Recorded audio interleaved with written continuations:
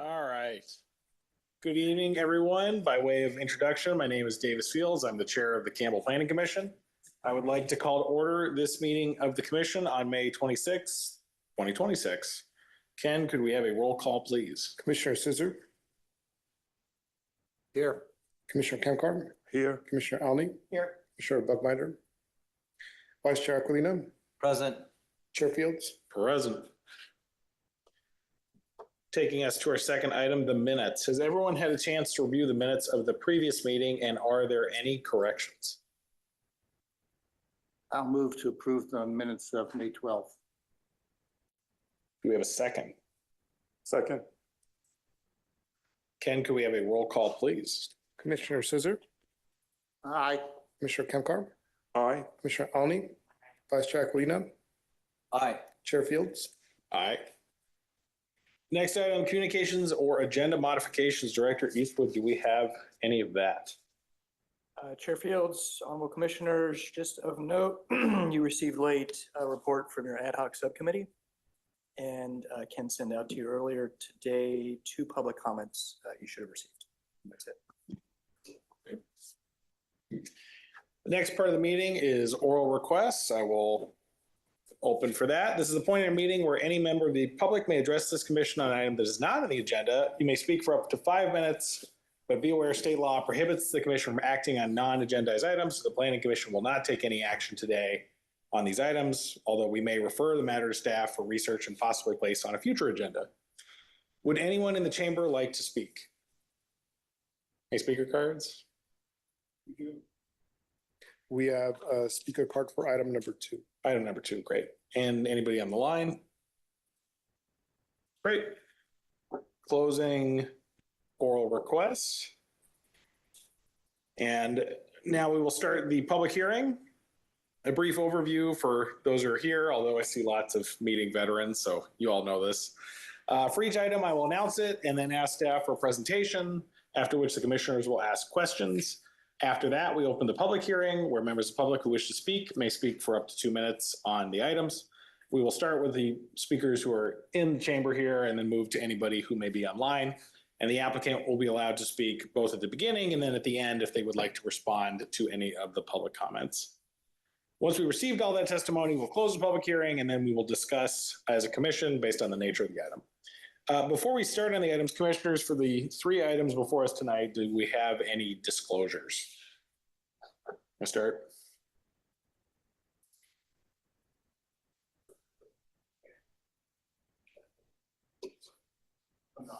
No. Okay. Commissioner Kemcar. I have a question.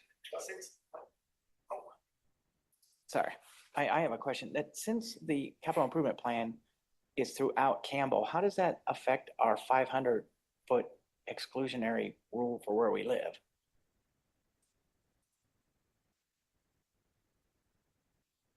That's a good question. Because it impacts everybody equally, it shouldn't have an impact. But some of them are very Some of specific, them are specific. That is but we're true. voting on the whole shebang. Correct. And you're not voting on any particular project Oh. proceeding. That's how it's cleansed. Yes. Thank you. Disclosures. No disclosures. I also have no disclosures. I see it. Can I bring Yeah. something up? I didn't know whether to wait or not. Yeah, true. The late edition of the subcommittee report. Yeah. At 4:37. Okay, I had a real problem with this coming in so late and being added. First of all, I didn't see it, okay? It's less than 2.5 hours before the meeting. Secondly, the report that's being submitted. Besides, the report is not being submitted. I understand, but it's in the agenda. Okay, which means that we should be all reviewing it.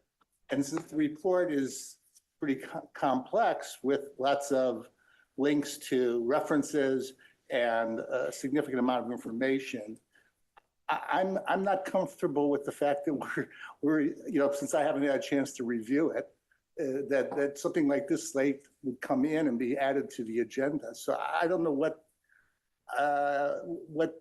standard we have for that. It was sent. in It's on a Thursday. rare, it was sent, I got it at 4:37. Oh, no, that's a revised edition that was sent with a few changes, but But do I need to sign in or something? Right, I assume Do we roll call need was to- taken and I wasn't here. Well, I just advise, you're on the capital improvement. Right. I mean, I guess you could discuss this. It's later on the we agenda. will discuss it later on the agenda. Your first item, of course, is the capital improvement. That's right. My recommendation would be to pass this on until we get to the staff. and I committee just want to reports. bring it before we got into anything else, in case. I think we're gonna do that item no matter what, and then once we do that item, we can decide to what extent we speak on the report. Do we need to have him say he's here now? Hi, sorry I'm late. I brought brownies. All right, Noting Commissioner Buckbinder's presence. fantastic. Okay, and Commissioner Brookmeyer, do you have any disclosures on our three items for tonight? No. Fantastic. All right, well, that takes us, you arrived just in the lick of time to the first item of business, which is the 2027 through 2031 Capital Improvement Plan. This is a resolution roll call vote. It's a public hearing to consider the City of Campbell's 2027 to 2031 Capital Improvement Plan for citywide projects for consistency with the Campbell 2040 General Plan. Staff is recommending the project be deemed exempt under CEQA, and the project planner is Daniel Fama. Take it away. Thank you. Great, thank you. Before the commission this evening is consideration of finding of general plan consistency with the 2027-2031 capital improvement plan. As some of you may know, the city budgets long-term projects known as capital improvements through a rolling 5-year plan. The government code requires that the planning commission determine each year that the CIP is consistent with the general plan. And so your reviews to really look at consistency for those items, not necessarily the merits of any individual project. And traditionally, the city's procedure for determining consistency is not to restate the entire capital improvement plan year after year, because again, it's a rolling plan. So you have projects that are on it for many years. So we really identify the new projects that are incorporated into the CIP. And many of these new projects really aren't really new per se. They're just this fiscal year's projects, but they are identified as new. And then your report, as shown here, identifies a summary of what that item is and the general plan actions, policies, or strategies which staff has determined that it is consistent with. And so based on that analysis, staff does recommend that the Planning Commission determine that the proposed capital improvement plan is consistent with the 2040 Campbell General Plan. And we do have Campbell Public Works staff in attendance, should you have any particular questions on the projects tonight. Thank you. Thank you. Thank you for the report. And for questions, why don't we start at this end? Commissioner Bookbinder. I'm gonna ask the same thing I ask every year. I noticed that we have a tremendous amount of money for street maintenance, which as I understand it is very strictly earmarked for repaving and repainting. So we could in theory use that to put painted bike lanes on. We have as part of what the city is doing, we're hoping to get better bike infrastructure. We're currently developing that with the multimodal plan. We're talking about several years ahead of time. Are we not planning well in that we're saying this can only be used for repaving? Are we legally prohibited from saying this can be used for more complete streets purposes? Should we be thinking about that? As I understand, the multimodal plan is in compliance with our general plan. So I think this is within our purview. Hi. Hi, Amy Olay, Public Works Director. Let me just make sure I understand your question, Commissioner Bookbinder. Are you asking about the overall bicycle plan? I'm noting that the vast majority of the street budget is for repaving it. There's several $1 million for that, and there's about $60,000 for bike and pedestrian things, which is not very much bike and pedestrian things, and a lot of street things for cars. Is that repaving budget, like 5 years from now, when we have our multimodal plan and we're thinking, gosh darn it, I wish we had money to actually implement this and put in protected bike lanes. Are we saying right now we can only use that for repaving streets? Are we prohibited from saying we can use this for complete streets? Is that something that we can do or recommend? So with the annual street maintenance budget, it is limited, restricted to repaving our streets. because we have a pavement condition index that we try to meet, and that's in the general plan as well.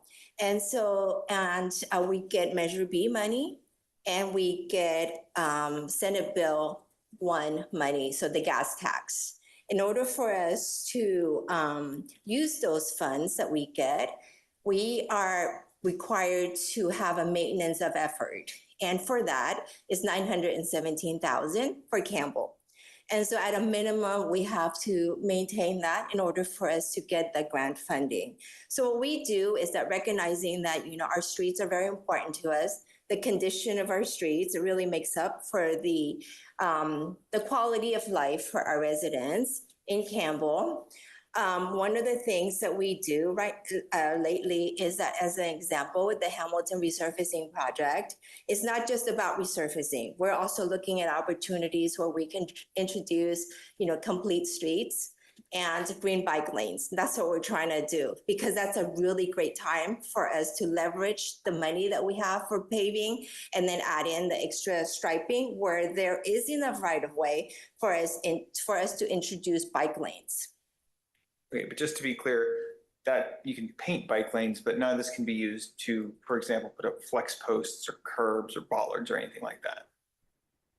At this point, the city does not have a policy to include bollards for bike lanes, yes. Right. But the green bike, So I guess the multimodal plan is trying to figure out what the goals are for where the protected bike lanes will be. If, for example, we wind up saying, hey, we would like to have flex posts, curbs, bollards, something between the cars and the bikes on Hamilton. The next time it gets paved, is that something we can make it so that we can do that as well as part of the street repaving, or is it just this money is only to be used for putting things flat on the surface of the road?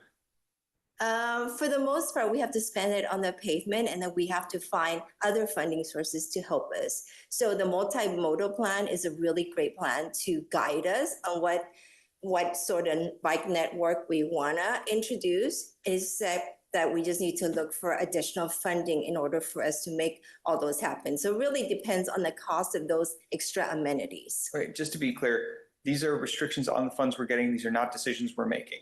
Yeah, those are restricted funds. Okay, that's what I wanted to know. Thank you. Okay. So could ask a follow-up question on that? And then he'd asked me first, and then Go ahead, Commissioner Alney. go ahead. So what I'm having trouble with is these things tend to come down to definitions. And when we get our money from other sources like the state, the county, or the federal government, then there's these conditions that attach, pretty normal part of government.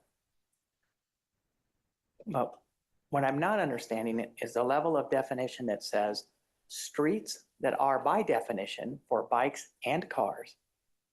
How come the money spent on streets can't be used for bikes when they are just as a valid instrument of use as anything else that we use on the road? Well, we are using part of the money for Hamilton as an example for bike lanes. But didn't you just say that we couldn't put bollards in with that money because that money is not for bollards? And I don't understand why there would be a distinction between safety devices on a street for bicycles that are different than safety devices for cars like streetlights. Yeah, I don't think I said that we cannot use bollards for Hamilton. I just said that's not the city policy to introduce bollards, because we also need to look at the right of way that But his is. question was very clear about, was that a choice we made ourselves as a city, or was it a restriction upon the funds that we receive? And I believe your answer was it was a restriction on the funds that we receive. Is that true?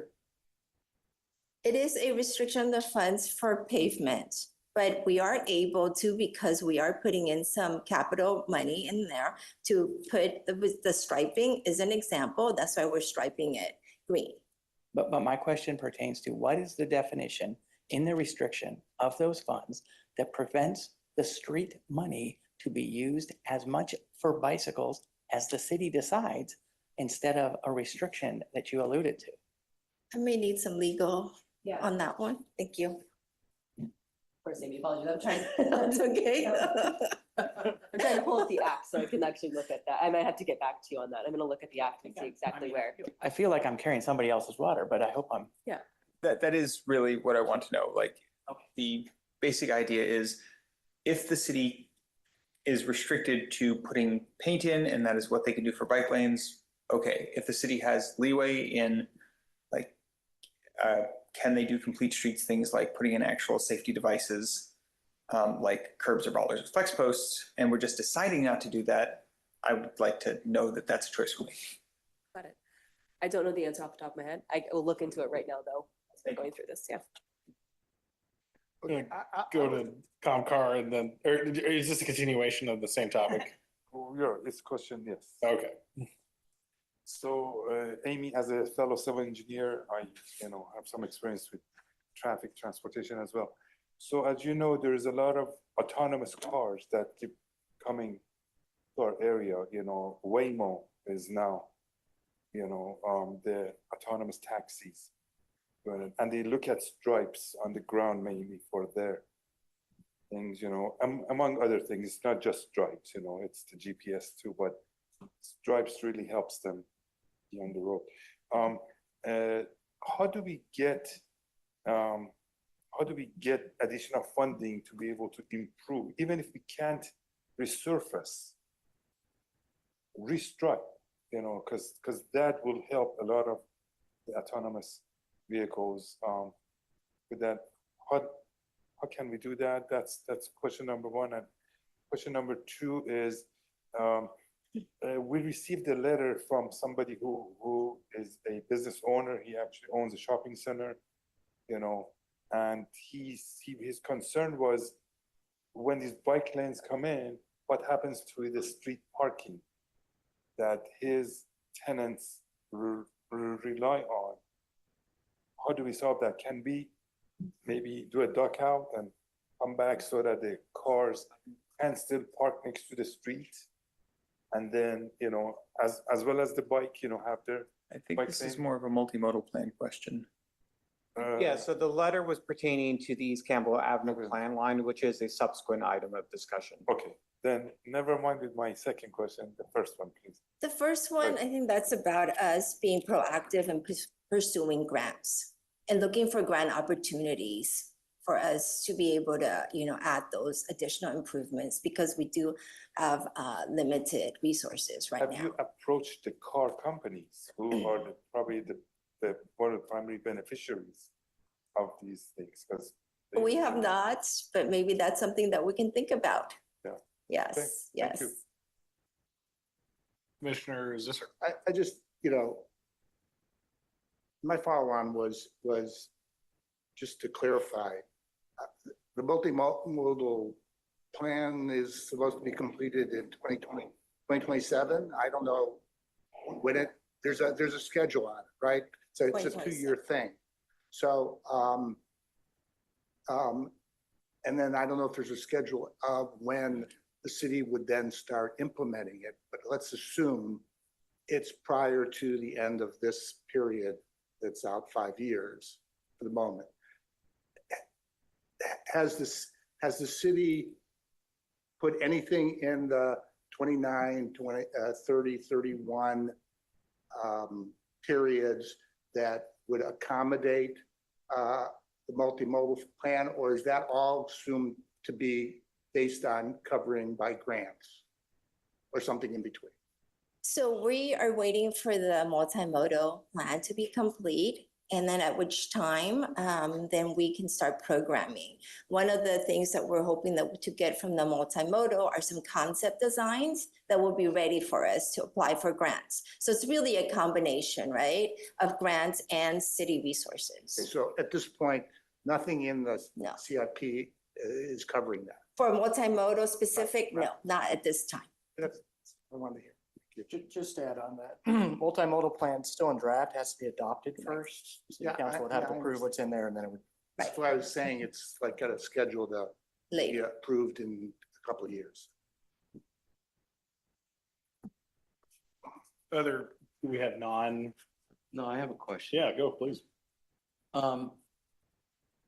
when a developer is building a very large project, a lot of times there's street work, whether it's connecting to sewers, electrical, et cetera, they pay fees, right, for repairing the streets. Does that show up in the CIP anywhere? Like, how does that money impact, obviously it impacts your budget because it's more money, right? If the city, if a developer is saying, okay, I'm gonna impact the intersection of Campbell and Bascom, okay, he's got to repair the streets. Now, if you're already doing work on that street, where does that money go? For instance, if you're already doing something and he's going to rip up the street to put in his project, his fees pay for part of that street repair? Well, typically, developers will, depending on the level of development, they're conditioned to provide improvements really along their frontage. It's half street, it's not the entire street. Right. And one of the things that we do try to, in advance, is coordinate so that we know. And we don't want to put something, a new street, and then, 6 months later, it gets ripped up, right? So we do try to coordinate that And then, effort. so what happens to that money if the developer's paying $300,000, let's say, for street improvements? Does that get added to the budget or is that a separate line item? Because you can't predict when something's going to happen. Yeah, if it's a conditional developer, we don't collect that money. That's improvement that is done by the developer. Okay, all right, thank you. I've got a question about another item. Yeah. I wouldn't leave. You have one more on this? or- Well, on that, in the example that was just given, if you were, I'm assuming based on what I heard, a developer is gonna repave the street, then you wouldn't have to then pave that part of the street that was just done at the developer's expense. And all the costs that would have been associated, presumably about what the developer paid, would be retained by the city. And I think that's the origin of of what happens when that money is not spent in a line item because of improvements from developers.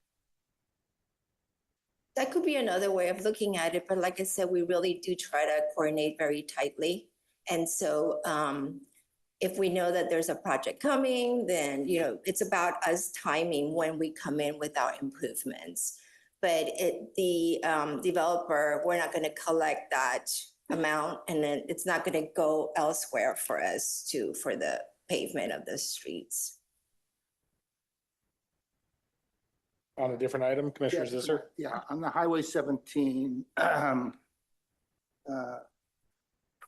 off-ramp, I guess it is. This is the Highway 17 off-ramp. There's a $3 million budget item for 2027 to 2029. Source of funds are CIP and developer fees. So I don't know if that's a carry over, but it's on the short list. So there's been talking about the 17 South off ramp for years, right? So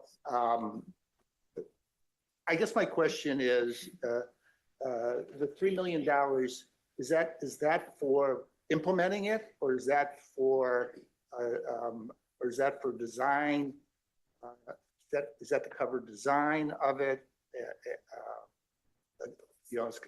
Consultant and architectural fees or whatever, or is it the $3 million is, because I've heard in the past that is, that's a Caltrans thing, and that we would need to get state money to cover that. So I'm interested in understanding what the $3 million are, and then a portion of it is supposedly from developer fees. I don't know what developer fees those are.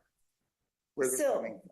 Yeah, so of the 3 million, 2.4 is coming from Measure B, from their highway fund. And the rest is coming from developer fees that we've collected over the years, including coast development. And And that would be to complete the entire project? well, at the rate is going with cost of projects, 3 million is not going to be enough, but we are starting the design phase of it. And we will be tapping what the funding money that we have right now and see how far that gets. Once we have a good design, then we'll know a better cost estimate. And then we'll have to probably approach VTA or look for other funding sources, grant money to help us kind of fill the gap on where that funding is.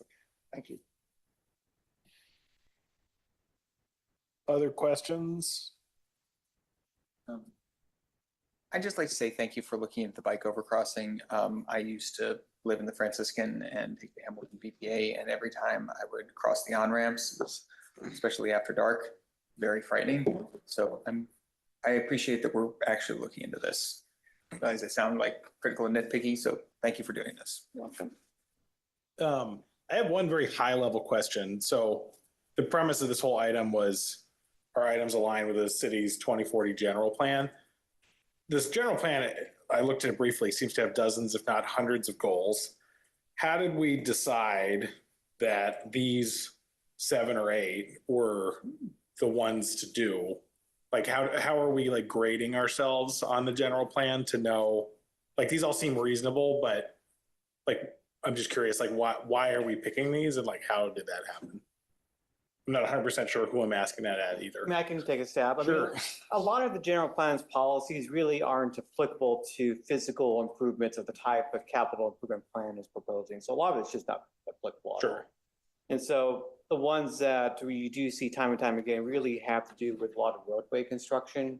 So a lot of these are going to be repeated. So you have a lot of goals pertaining to complete streets and safe streets. And those are the ones that are really just most pertinent to this.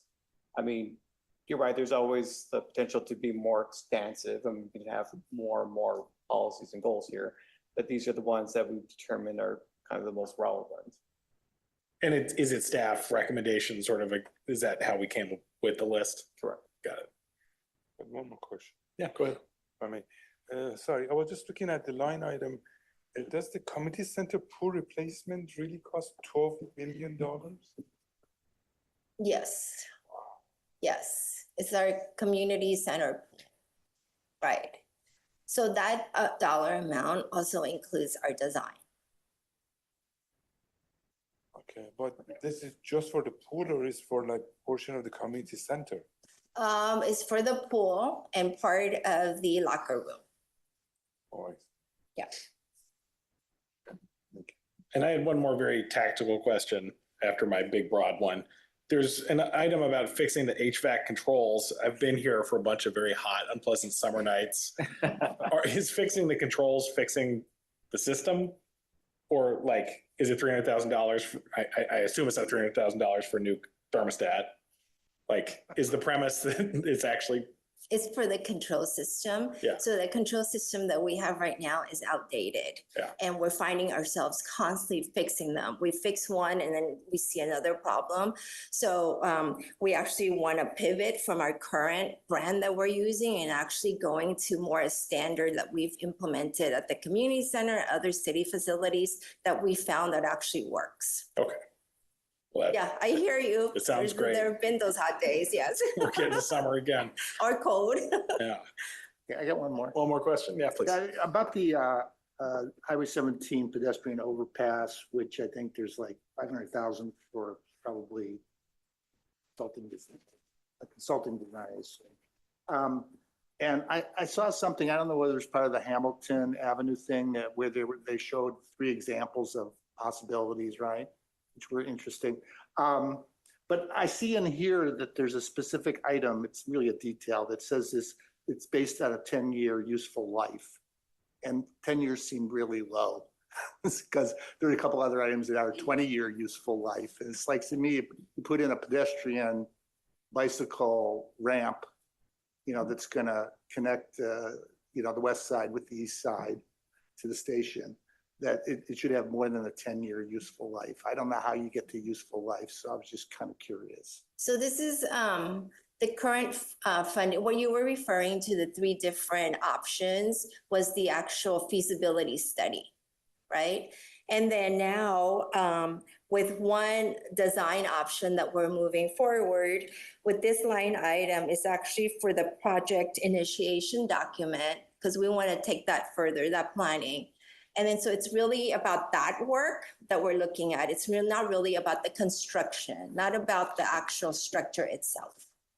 Because that's the line item that we're funding. Okay. Okay. Okay. Yeah, I just saw it in the details Yeah. on the page. It said useful life of 10 years, and it was like that. Great. It seems like it should be more. Any other questions? Fields, I just wanted to circle back. Oh, on the yeah, question please. about the lots. Okay, so the streets and highway codes for use of the vehicle tax do allow for funds to be used for projects including but not limited to road maintenance, safety projects, railroad, complete street components, including active transportation purposes, pedestrian, bicycle safety projects, et cetera. Measure B funds have similar language that allow for complete street components. Amy mentioned that these are Measure B grant funds. Without looking at the terms of the actual grant agreement, I'm not sure if there's limitations on how those funds can be used, it's otherwise specified. Because, It sounds like, so Tori, because Yeah. our PCI is not 70 and above, we can't, Yes. we cannot use it towards that. A lot of the other elements, like the complete streets, Yes. they're allowed if our PCI is over 70. PCI stands for? Pavement Condition Index. The streets have to be a certain level to allow for those. That's the So, condition so of it's a the- of the- rating, so it's a asphalt. rating of like poor, streets that have failed.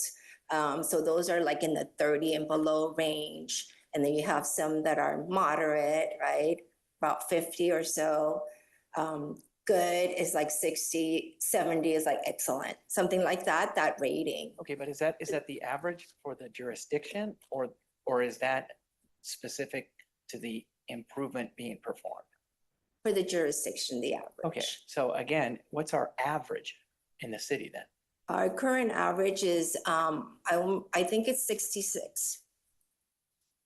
64 or 66. So after the Hamilton project, we'll probably be closer to So 66. because we're at below 70, then the streets come first before safety items that were mentioned, like ballers. Is that what I'm hearing?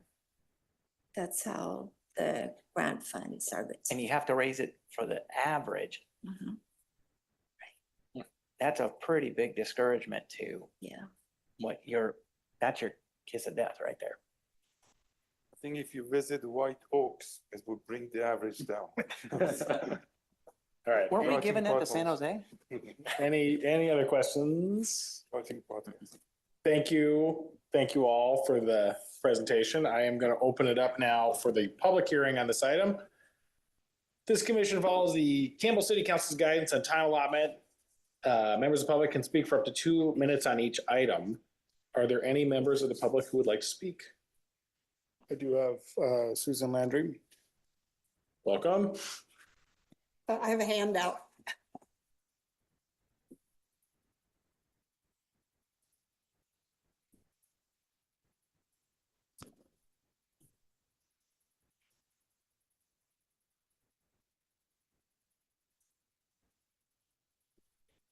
Good evening, planning commissioners, Susan Landry here. I would just like to bring to your attention that the Campbell Community Center Master Plan is nowhere in the 5-year CIP. The Campbell Parks Master Plan recommended that a Campbell Community Center Master Plan be performed before the pool is replaced or before any other major projects at the community center. I've been coming to a lot of the commission meetings and councils to remind everybody that our community center has a facilities maintenance assessment in the tens of millions of dollars just to fix repairs. And that the Parks Master Plan does recommend a community center master plan. I made citations here of how important it has been to the community. And I'm planting the seed. Hopefully it'll germinate. We have a 5-year CUP and nothing on there says we're going to do this master plan. It took 8 years to build police. That was a $35 million project. The community center could be 50, 60, 70 that's a 15 to 20-year project. Somewhere we got to start. So I'm here, I know this tonight is about conformance with the general plan, but I just don't want us to forget about the community center. And instead of spending tens of millions in repair, it's time for us to evaluate it. The report, the master plan or the parks plan talks about deficits and adding gathering spaces and adding classes, and the community really felt like we needed better services. And if we're going to increase our population even by 10 or 20%, we should be increasing activities and events at the community center. Thank you. Thank you for the comment. Do we have any other speakers in the chamber? Any other speakers online? None in the chambers and none online. Sure. All right. I will close public comment. Now it's time for a deliberation. I started questions over there, so I'll start deliberation over here. Yeah, with respect to the specific items that we're looking at. I'm comfortable with that.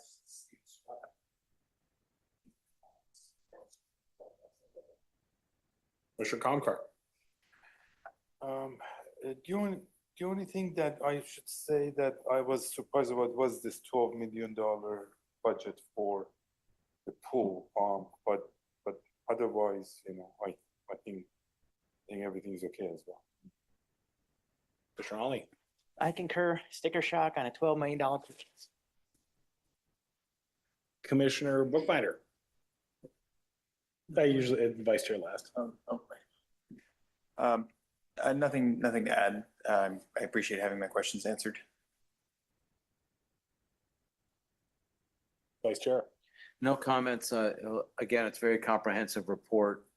Having dealt with a lot of construction issues, I understand these costs and they never go down. So it is what it is. Thank you very much.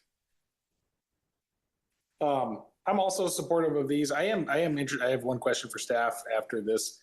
Like when was the master plan, or like what is the status of the Campbell Community Center master plan and the intent of updating it? Just curious about that, given the one public comment we received.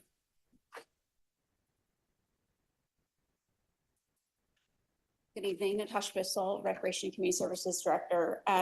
So with that question and comment that has come up repeatedly, the Community Center Master Plan, we had one done in the early 2000s. And if you want to talk sticker shock, there was a lot of sticker shock. The only improvements that came out of that were the exterior improvements. So if you're a long-term resident, you'll remember it connected the two parking lots, it relocated the tennis courts, it took out one side of the stadium bleachers, added in the skate park, and did all external things. And the facilities weren't touched because of the massive sticker shock. In our master plan outreach and communicating with the public, it was very clear that any tear down of that building or the buildings there was not something they wanted to see. They liked the look and feel of our community center. With that, the community center, or the Parks and Recreation Master Plan did provide a laundry list of things that are in need of repair. Most pointedly, our pool. Our pool is being held together with toothpicks and bubble gum. We have spent thousands of dollars in the last year fixing leak after leak after leak. We continue to have chemical imbalancing due to the ongoing leaks. So we are at failure state. Fixing the pool is a choice between fixing the pool or no longer having accessible community pool for your community, because it is a long project that's going to be underway. It's not something that will happen quickly or overnight, and delaying the project will inevitably close the pool for an undetermined amount of time, years possibly. The $12 million in 2018 was a $5 million project. The longer we continue to kick the can down this road of renovation, it's just the price is going to go up.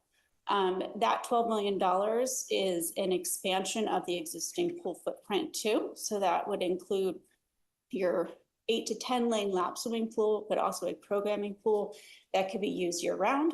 updated locker rooms, fitness space, as well as an entry building. So it's very clear how you enter the pool deck. While it's not consistent with master planning the entire site, we have also done maintenance.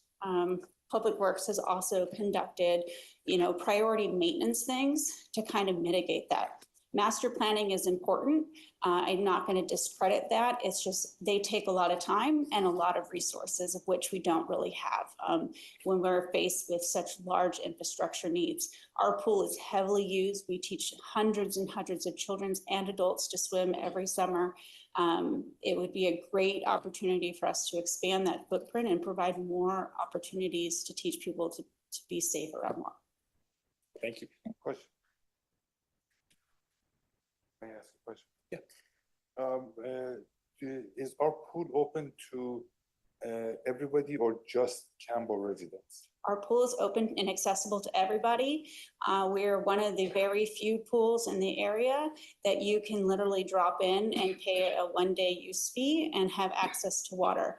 That is not a very common practice. A lot of places require monthly or annual memberships for you to have access to their pools. And is there a big source of income? It's generally cost recovery. So in the sense that it pays for the full-time staff and, those types of things. So it is a revenue generator for the Recreation and Community Services Department, yes. So what, do you know what the useful life would be on a new $3 million pool? More than 6 months, which is what I'm going to give our pool. I think with, where we're at now, my hope would be, 30 years, but I mean, this existing pool is from the 50s and it's lasted a long time. So I think with good care and maintenance, with new infrastructure and understanding, and I mean, we have no blueprints from this building from the original high school. So it's a guessing game sometimes of where things are. In the 80s, the pool also lifted out of its shell. And so we're dealing with some of that. There's a lot of things that are, I would hope, 30 to 50 years. I don't know the answer to that, unfortunately. Just for in trivia, in high school, I cleaned that pool. Oh. Great. Yeah. Do a very good job, obviously. So just you answer one, and Natasha, it's nice to see you. You answered one of my questions in terms of, I was going to ask how fire had been kicked down the road, because I'm certainly familiar with the pool issue these last few years. And so it's been 8 or 9 years, obviously. So my question is about the funding of it. That seems to be the key issue, is where we're going to get what used to be 5 million, now is 12 million. So has the council gotten closer to whether they're going to do a bond issue or? The best segue into my next item. All right. That sounds good. Okay. Anything else to add to the deliberation? Nope. Also supportive. Thank you, staff, for the thorough report and all the work you do to help the city meet its goals. Let us get to a motion. Who'd like to make one?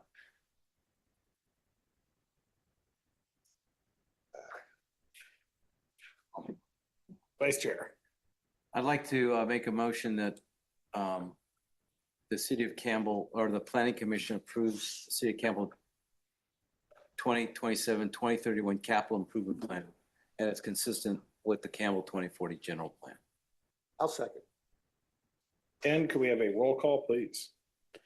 Commissioner Scissor. Aye. Commissioner Kamkar. Aye. Commissioner Alney. Commissioner Buckbinder. Aye. Vice Chair Aquilino. Aye. Chair Fields. Aye. Item passes 6-0. Planning Commission item is final unless appealed in writing to the city clerk within 10 calendar days.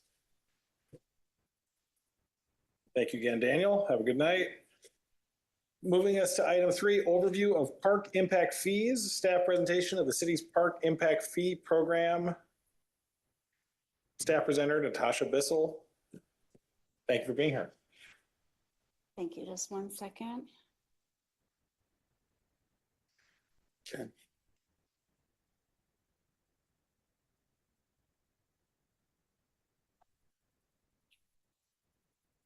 right, good evening. Natasha Bissell, Recreation and Community Services Director for the City of Campbell. Tonight's an opportunity for me to share the importance of and the impact of the Parkland Dedication Fund that we have for the City of Campbell.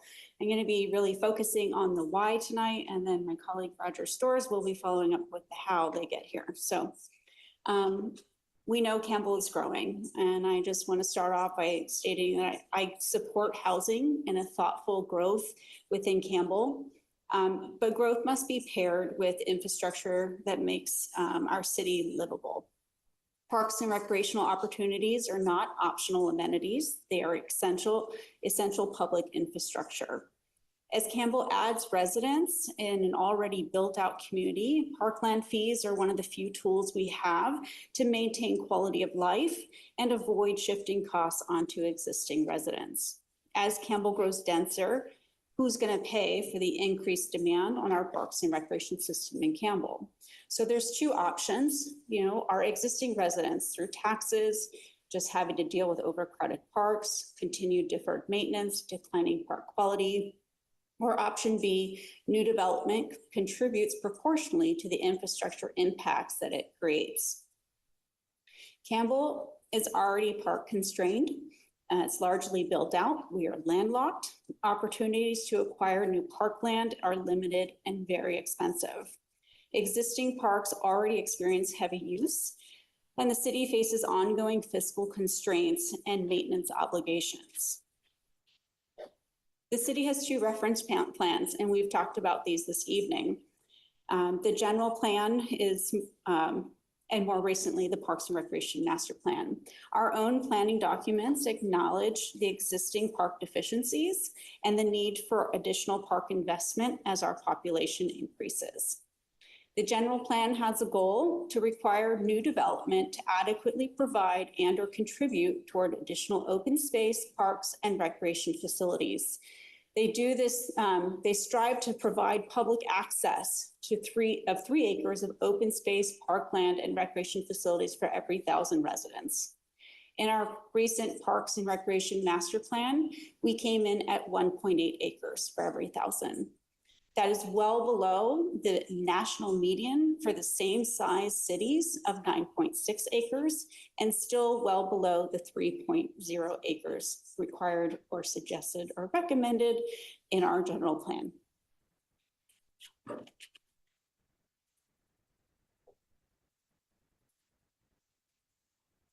So, I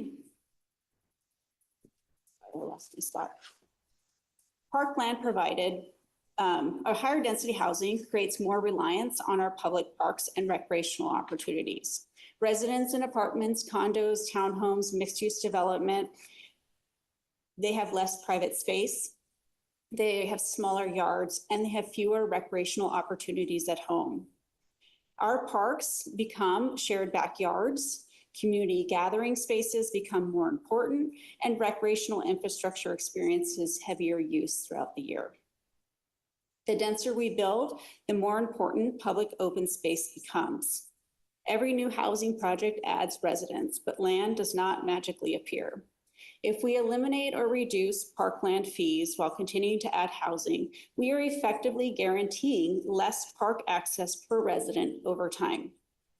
Now, Roger is going to go into this in more detail, but it's important to remember that park impact fees are not punitive.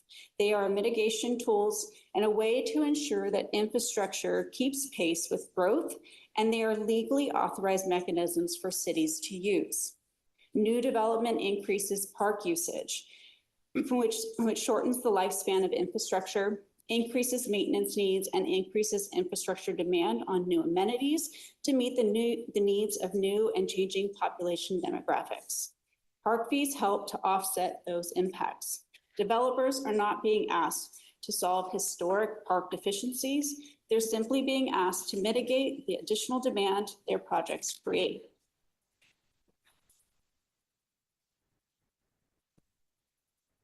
Removing these fees does not remove the costs. It just simply shifts them elsewhere. If we eliminate these fees, Campbell will then be shifting the burden to our residents. Campbell already faces budget constraints, as you're well aware. We have aging infrastructure, and rising maintenance costs. If developers do not contribute to growth-related infrastructure, existing residents will bear those costs, and future projects will be reliant on general fund dollars when looking for capital projects. Parks and recreation opportunities are not luxuries. They are core components of thriving communities and are just as important as roads, water systems, schools, libraries, and public safety facilities. Parks and recreation support physical health, mental health, youth recreation, senior wellness, climate resilience, tree canopy, heat reduction, stormwater management, and community cohesion, and the list goes on. Campbell cannot responsibly add population while simultaneously reducing investment in public open space. If we reduce or remove these fees, future park acquisitions become harder, land costs will continue to rise, and eventually these opportunities will be permanently lost. Good planning balances housing, infrastructure, quality of life, and fiscal responsibility. Once parkland tools are weakened, rebuilding them later becomes politically and financially difficult. Rehabilitating our park infrastructure will become reliant solely on general fund dollars, which will then be fighting for other capital projects within the city with no dedicated source. The city has developed the roadmap for the city's future growth through the general plan update and with recently the Parks and Recreation Master Plan. The adoption of these two plans demonstrates the city's commitment to park and recreational facilities for their residents. The removal or reduction of these fees would directly contradict the adoption of these long-term planning documents and remove the primary funding mechanism to implement any of the projects. This is not about being anti-development, it's about responsible growth. Campbell residents value our parks, recreation, and the quality of life that we provide. In a city that is already park deficient, land constrained, and fiscally challenged, eliminating or reducing these park fees would shift the burden of growth onto existing residents while reducing our ability to maintain public open spaces that make Campbell special. Growth should contribute to the infrastructure required to support it. I understand that developers state that the high fees discourage housing or make it financially unfeasible for them to push projects through. But I would challenge that infrastructure deficiencies also discourage livability. Housing and infrastructure must grow together. Parkland funds are dedicated to the acquisition of new parks and or the rehabilitation of existing infrastructure. This slide illustrates some of the more recent uses of this fund with the complete renovation of the skate park, the Campbell Park Playground project, the playground that was added to the community center many years ago, the all-inclusive playground at John D. Morgan Park, and currently the new adult center for our senior population. These are just some of the amenities that make Campbell great and why people choose to live here in Campbell. Developers benefit from Campbell's quality of life and the park system when marketing their projects. It is reasonable that development contribute to ensure funds are available when land acquisition becomes a possibility and when capital projects are needed for renovation and the methodology aligns with our city's planning documents. I am going to stop here. I'm going to get off my soapbox and maybe pass it to Roger for the how we get those funds, and then maybe we can answer questions together.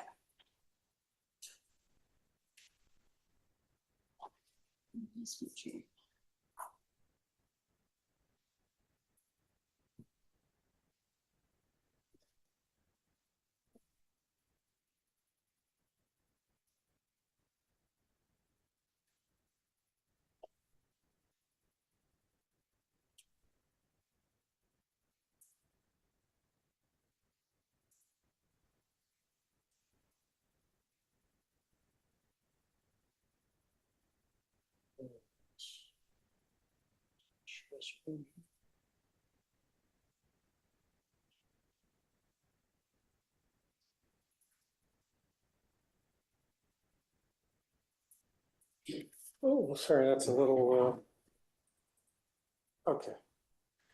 Good evening, planning commissioners. Roger Storrs, Senior Civil Engineer with Public Works. I've just got a quick little slideshow here to discuss kind of the process that we go through. As Natasha mentioned, we collect these funds, so kind of the mechanics of how we collect and how we calculate fees is what I'll talk about in my presentation. Essentially, as the slide says, park in lieu fees help fund parks. We did a park fee study back in 2019 to determine what the most appropriate park fees would be. As you know, the cost of land far outpaces the consumer price index. Generally, fees have been adjusted over the years per CPI, but then every once in a while you have to do a reality check, and that's what the park fee study in 2019 did. A couple of metrics that we determined during that park fee study is that generally a single family unit holds about 2.72 residents, while a multifamily unit is about 1.93. Park fees kind of came about with the Quimby Act, where the state recognized that there was a lot of subdivisions that were taking place and not much open space was being dedicated. And there was a real concern that we were just going to have houses, and no parks. So the state passed the Quimby Act, and it allows cities to require developers when they're doing new projects to either dedicate parkland. I mean, that's the primary goal, is to dedicate parkland, and the metric, as Natasha mentioned, is 3 acres of parkland per 1,000 new residents. So why, when we figure out how many people on average live in a single family or multifamily unit is important, is because that's part of the equation. You're trying to figure out when a new development goes in about how many people are we going to get with that new development. If I build 100 new single family units, well, then I'm looking at about 272 new residents. Right? And so if I want 3 acres of parkland per 1,000 people, then I'm talking about roughly a quarter of the 1,000 people, and it would be a quarter of 3 acres of land. So, and as Natasha mentioned, you can't pay an in lieu fee opposed to, because some projects just don't want to dedicate the land, or they're too small really to dedicate enough land to make a decent park. So we allow developers to pay an in lieu fee. So as we talk about, the target is 3 acres of parkland per 1,000 new residents, but I should mention that the Quimby Act actually allows cities to go up to 5 acres per 1,000. That's why you'll see some communities have much higher park fees than we do. You look at your Cupertinos, you look at like Menlo Park, they're much higher because they actually have on average more than 5 acres of parkland per existing 1,000 residents. And so the state allows them to set their bar higher to maintain their quality of life, so that they're not only asking for 3 acres when their system is 4 acres or 5 acres or 6 acres. So the reality is that most projects don't dedicate land. I can't, honestly, in the 12, 13 years that I've been here, I don't think I've seen one development project dedicate land for a park. They do some private open spaces, but generally nobody's dedicated a public park. So then the idea is, well, if they're not going to give you the land, then they should at least give you the dollar equivalent of the land so that you have that money available if you want to go buy land.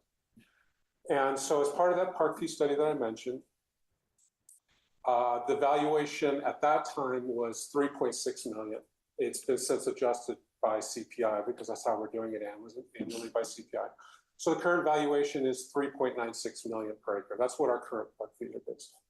Now, if you do some recent real estate transactions around Campbell, you'll see that's probably a pretty low number. We've seen some properties sell, large lot, like half-acre lot, a house on it that gets torn down. So they're not buying the improvements; they're really just buying the raw land. And those transactions are coming in $5, $6+ million per acre. So, as I mentioned, we look at both single-family and multifamily units when we calculate the park fees. There are also there's a park fee for ADUs, but SB 13 was passed a few years ago, and it essentially said, like, for your junior ADUs, 500 square feet or less, they're exempt from park fees. Also, ADUs that are less than 750 square feet are exempt from park fees. And there's a methodology they have for how, when you're over 750 square feet, how the fee is collected or calculated and collected. But as Natasha showed on her slide, so currently, a single-family unit is $32,000. A multifamily unit is close to 23. These fees are now adjusted automatically every July 1st as part of our fee update. They're adjusted per CPI, which I think last year was something like 2.4, 2.5% or something. So as you can see, and for the accessory dwelling units, the junior is 0, less than 750 is 0, and over 750, it's up to $9,000 for the park fee for an ADU. I do want to stress that these are obviously for net new units. You tear down a house, you build a new house, there's no park fee, right? Because you get credit for what you have. Or if the SB9 urban lot splits are very popular, where people are splitting large single-family lots into 2, and they keep the existing house and they create a new lot. Then they're paying the park fee for the new lot, for the new house that's going to go in there. And then obviously we do have some existing single-family houses torn down. Say 8 new townhouses are built on that lot. They get credit for the existing single-family unit at $32,000, and then they would pay for the 8 new units at $23,000. So we do make sure to give everybody credit for what they have, and so again, we're not charging them, not overcharging them, I should say. I do want to mention that last year there was SB 315, a Quimby Act update that was proposed. It failed to move on, but that would have actually exempted park fees / dedication for infill projects within a quarter mile of an existing park. And then there was SB 13, like I mentioned, which dealt with the calculation of park fees for ADUs. So I think I'm going to end it there, but like I said, really the park fee it's all a function of how much land does the project require, what's the value of that land, and then that's the basis for the inland fees. Open it up for questions. Start with Commissioner Zisser. Okay, so clarification on single family versus multifamily. So we have that definition for when we look at development. Attached townhouses are multifamily, for example? Yes, so generally the only way you get classified as single family is if you have a detached structure. Even if it's, but if it's in a development with slightly smaller lots, those would still be single family. They would be, but you could effectively take the same unit, push it up against, right? And make it. And now it's multifamily, right? So we are, different cities do it differently, but yeah. So the use of the parkland fees, these are in lieu of buying more land for another park, which we have a problem with in the city of Campbell. Right. These are used for capital improvements like playgrounds and whatever. What are those funds used for? But it's rehabilitation. Yeah, so any rehabilitation project or a community-wide asset is something that can be used. So if the pool and the community center are prime examples of those are singular community-wide assets that can be used for that. The last time we used the Parkland Fund for park acquisition was the Stojanovich Family Park, when the family, if I recall correctly, donated the property at half market value if we promised to develop it into a park. And so I think we paid $2 million or so for that park and then made it into a park. And that's the last opportunity we've had for acquisition. But you can use it for improvements in the park, like. That's tricky. It has to be a complete overhaul. It's not. Well, like a new playground. Completely new, yes, yes. And do we spend it all every year? Well, currently we have it programmed out because of the pool project. Our finance department projects very conservatively out on the out years just because of the unknown. And this year, I think we more than tripled the conservative projection. So that conservativeness allows us, when a project like the adult center needed a little extra funding, we were able to make that happen. But at this point, yeah, we tend to have things in the pipeline. Public Works has been doing an excellent job over the last 10 years of ensuring that we've kind of methodically gone through and revitalized all of our different playgrounds and park assets that we have. Okay, and is this a common practice throughout all of California with most or all cities? Are they charging parkland fees? Oh, yes. Yes. It is a main source of, it's the main tool for a lot of park rehabilitation and acquisition. Sacramento, the Melrose, like Roseville area, they're like very high rates. This is common practice nationally? Yes.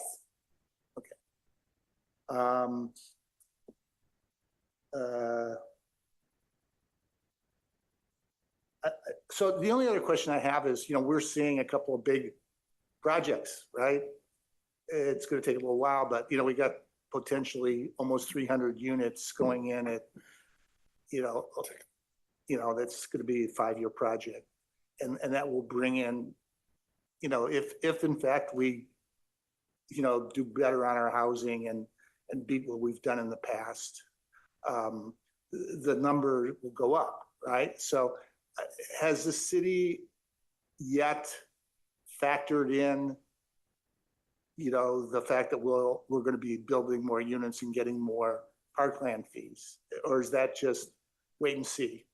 It's always wait and see with a conservative approach, yes. So we do the out years of what we have with that conservative approach. And then the next year, if something comes down the radar, the pipeline of things that need to be rehabilitated. The Parks and Rec master plan is kind of that guiding light for us of like, here's some low hanging fruit and here's some absolute dire needs. If you can get the funding, this is where you need to go. And it delineates that type of project. So when that funding, like this year, where it's come in more aggressive than what the conservative approach was when we were developing the CIP for parkland funds, we took that into account. But we don't take that aggressiveness in the out years because it's so unknown. Okay, and one more question, and then I'm done.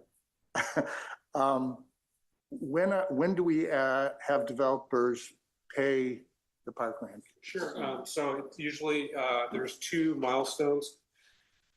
Historically, if a project is involved, the subdivision map, the park fee is due with the approval of the subdivision, which is usually at the beginning of the project. If a project doesn't involve, like let's say the project at Campbell and Bascom, the Barbano project that we've talked about recently, that project, as typically apartment projects, they pay at occupancy. So depending on how long it takes to get the project built and then ready for occupancy, the money doesn't show up until then. And the other thing I just wanted to point out that I didn't make clear is, really the Quimby Act's all about land. It has nothing to do with the improvements. So even, if the developer gives you an acre of land, you still have to fund putting improvements on it as well. So. Just going to jump in. I'm asking Roger, that's a new state law that requires fee payment to be later. Typically in years past, it has been a permit issuance. I know developers have come in and often asked, because as you do financing, it's much harder to pay your fees up front. You have your construction financing. But I believe it's under this new state law that those fees are now deferred to occupancy. That has helped out development in their financing. Right. So a lot of the in lieu of the impact fees, the fees subject to AB 1600, are they can now ask that they defer payment until occupancy. But I believe Quimby Act fees are not covered by that legislation. We've actually asked, I think HCD, or one of the developers is asking HCD for an interpretation. All I have. Mr. Tonka. Yes, thank you. Thank you, Roger. That was a great presentation. So I liken this to like if I want to buy a house and I don't have the down payment, I go rent or lease, right? So can Campbell Parks Department have a joint use agreement with like schools? Schools have playgrounds, I believe that's addressed in the master. Yes, that is addressed in the master plan. The challenge we face now is perimeter fencing on school campuses and their lockdown. So accessibility after hours is quite challenging, and who's responsible and liable. So while joint use agreements are not out of the question, it does pose a challenge in this current day and age where lockdowns of campuses are of the utmost importance for the school and public access is not. Okay. And then the other question is, as an avid sports fan,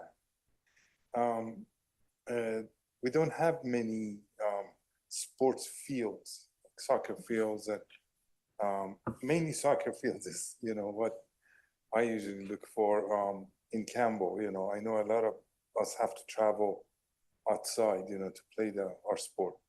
Is there any programming to have some soccer? It doesn't have to be full size. So we have 4 soccer fields at the community center on our large open turf. And then there's a soccer field inside the football stadium, inside the track. Users generally bring their own goals to those. So that's probably why you don't notice them as frequently. And then there is what we call the bowl at John D. Morgan Park. There is a soccer field there, and also in the middle of the park can be another soccer field. So people do rent those fields from us all the time. Are they lined for soccer, or you are just referring to The groups space? usually line them for themselves. Yes. So Okay. there's not preordained like this is a dedicated soccer Yeah. field. There are athletic fields that are used for all kinds of things. A lot of youth sports organizations. There's the Bay Area Women's Soccer League that uses our fields regularly. I think there's a few flag football groups, so they're used pretty regularly. And then these can be rented from the city? Yes. Thank you. You need to bring those little orange cones. I always do. I'm the team manager. I carry them. I carry the goals. No, I'm going reverse order. So following his question, you're charging a fee for people to use the park. Is that because they get to use it exclusively? Yes. So if they're permitted to use an athletic field or a picnic site, they do have exclusive use for the time period in which they rented. I see. And then the rest of the public just Works around them. Yep. deals with it. Yep. And if picnic sites are not rented, they become first come, first served. Yeah, no, okay. So thanks for that. My original question was, these fees are ostensibly because there's an adverse impact due to new construction, right? Correct. It Okay. increases population. Right. Mhm. So if a developer of an apartment building, in this hypothetical example, wanted to ask the city to use its fee for the construction of recreational facilities on site of their own structure, would the city be willing to allow them to mitigate their impact on their own property?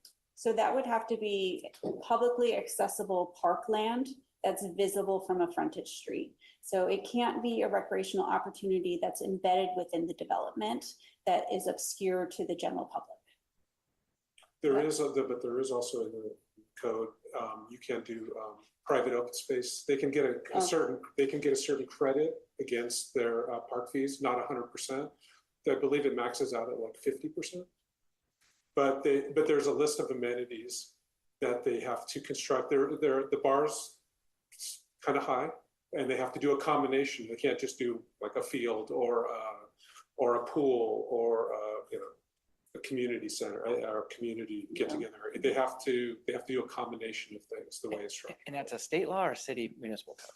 That's in the city municipal code. So how would you guys in the Parks Department feel about the city revisiting that to allow a more generous interpretation of what the developer thinks its residents would find useful in the park? Like, I would say that as a Parks and Recreation professional, those needs of your constituents change all the time. So you have to be flexible. And if you're asking the needs of that group of people at that point in time, it's going to change, right? So what was common 30 years ago of having a billiard and ping pong room probably isn't the same of what they want. They probably want a pickleball court and a pool, in their building. And that might change in 30 years too. And so the flexibility to require the apartment building to make modifications in future out years, we're limited, I think would be the response. I'm missing the logic on why a developer would have a requirement to change with the times when the city doesn't hold itself to that standard. John D. Morgan's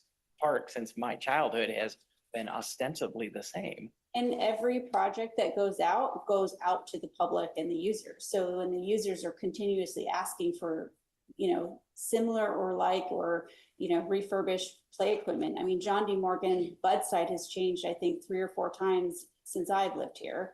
It's a playground. But the park fees collected for its original use was not used to pay for these changes any more than my example would be for a developer now. Say it one more time, sorry. So when John D. Morgan Park changed, the couple of times it kind of did, the money that originally paid for John D. Morgan Park was not used to change John D. Morgan Park subsequent to that. That money came from elsewhere. So just like a developer who on day one did something, in 10 or 20 years times change, the money's going to have to come from somewhere else, just as if he had written a check to the city to do whatever the city was going to do on day one. So I'll revert back to our planning documents, and the general plan, has a goal of 3 acres per 1,000 residents. And we are not at that goal. And the more we add residents, we are going to just continue to drop that percentage. There's no around with that at all, because there's very limited opportunity for acquisition. So if apartment buildings were alleviated of their need to pay for, do apartment buildings pay? They do. So I don't even know how we get them all. But if they were alleviated of that responsibility to pay, we are then adding thousands of residents that possibly have their own personal recreation stuff that doesn't go into account in our general plan goals of what we have for ourselves, because we don't take into account private access. I completely agree that there is an irony when the Sacramento says, build more units or else, and then says 3 acres per 1,000, and then says, pay for it yourself, leaving us with an unfunded mandate to do what it is they're demanding us to do. So I understand the problem with The that. 3 acres per 1,000 is our own planning. That's us making that goal when we did the general plan. That's okay, but what is the state requirement for parks? Is there one? Just because there's not a state requirement doesn't mean that parks aren't essential for a thriving community. But that's My question. So there is no state requirement. It is so the park requirement is in totality, our own city's requirement. Yes. Okay, because we have to recognize the fact that we can't keep up. I mean, do we have any analysis of how much money it would take to keep up with our own requirement as these units come on board? It seems an impossibility to me when I kind of just eyeball the numbers. Yeah, I mean, the amount of just infrastructure need of deferred maintenance that don't even qualify for use of these funds is in the $30 million, $40 million. And that's deferred maintenance that we can't use. So we're non-compliant, we'll continue to be non-compliant, and will likely never be compliant. Therefore, we need a new plan, not a But if continued. we're having to debate whether or not we use capital dollars for deferred maintenance or in improving a park, we're just going to essentially let our parks debilitate to a point that they get to the bottom of the list of deferred maintenance too, if we're no longer collecting fees. Yeah, okay, that's all I got. One more quick question. Yeah. Sorry. Yeah, go ahead. This is regarding that joint use. Have we explored maybe joint use with the neighboring city? Maybe we can So fund something. there are very specifically, Mary Jane Hammond Park is surrounded on 3 sites by Campbell. So while it's not in our master plan 1.8 acres per 1,000, it is accessible and usable. It doesn't bring us up to 3 by any stretch of the imagination, but when you're looking at pockets of our community that are truly park deficient and don't have 10-minute walking access to a park, that plays a role for us that we're determining that that's accessible. There are public school properties that are leased out and not currently being used by the school district that are on our list to explore opportunities for, joint use or partnerships of how we can do that. But again, those take time. Okay. Go ahead. So third question I had was, so now that you can see where I'm coming from, that we're in a tough spot and it's only going to get tougher. The third thing had to do with the schools. So when I lived in San Jose, Castlemont was at the end of my street. And they use Castlemont in their park calculation for the number of park-like acres in their city for decades. Then Castlemont started locking those doors 15 minutes after school was out. And when I went and showed them, wait, you're in the plan, you got to open this public. They just did not care. They said, take it up with somebody else because we're not doing it ever. And I could no longer take my daughter to the school. Then I'm talking to developers about park fees, and it kind of rubbed me the wrong way because here's somebody trying to build housing to pay for parks when I'm staring at locked fields. And I'd like to know if you're doing anything more proactive, because there's a lot of acres that could be used to satisfy our non-compliance if we simply, get government to work together. It's very challenging. It's all I can say is it's not been easy, and it's kind of an uphill battle to get those gates unlocked.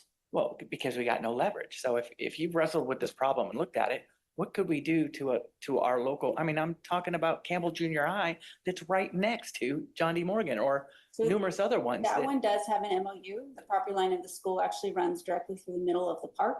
And so they, instead of doing full perimeter fencing, did blacktop fencing of their school. They are probably the best school that we work with in the sense that they try to keep their blacktop with the playgrounds and basketball courts open and accessible on the weekends.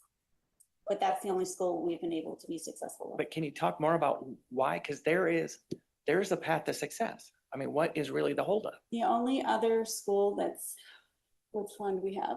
Rosemary and Capri. The rest are all San Jose schools.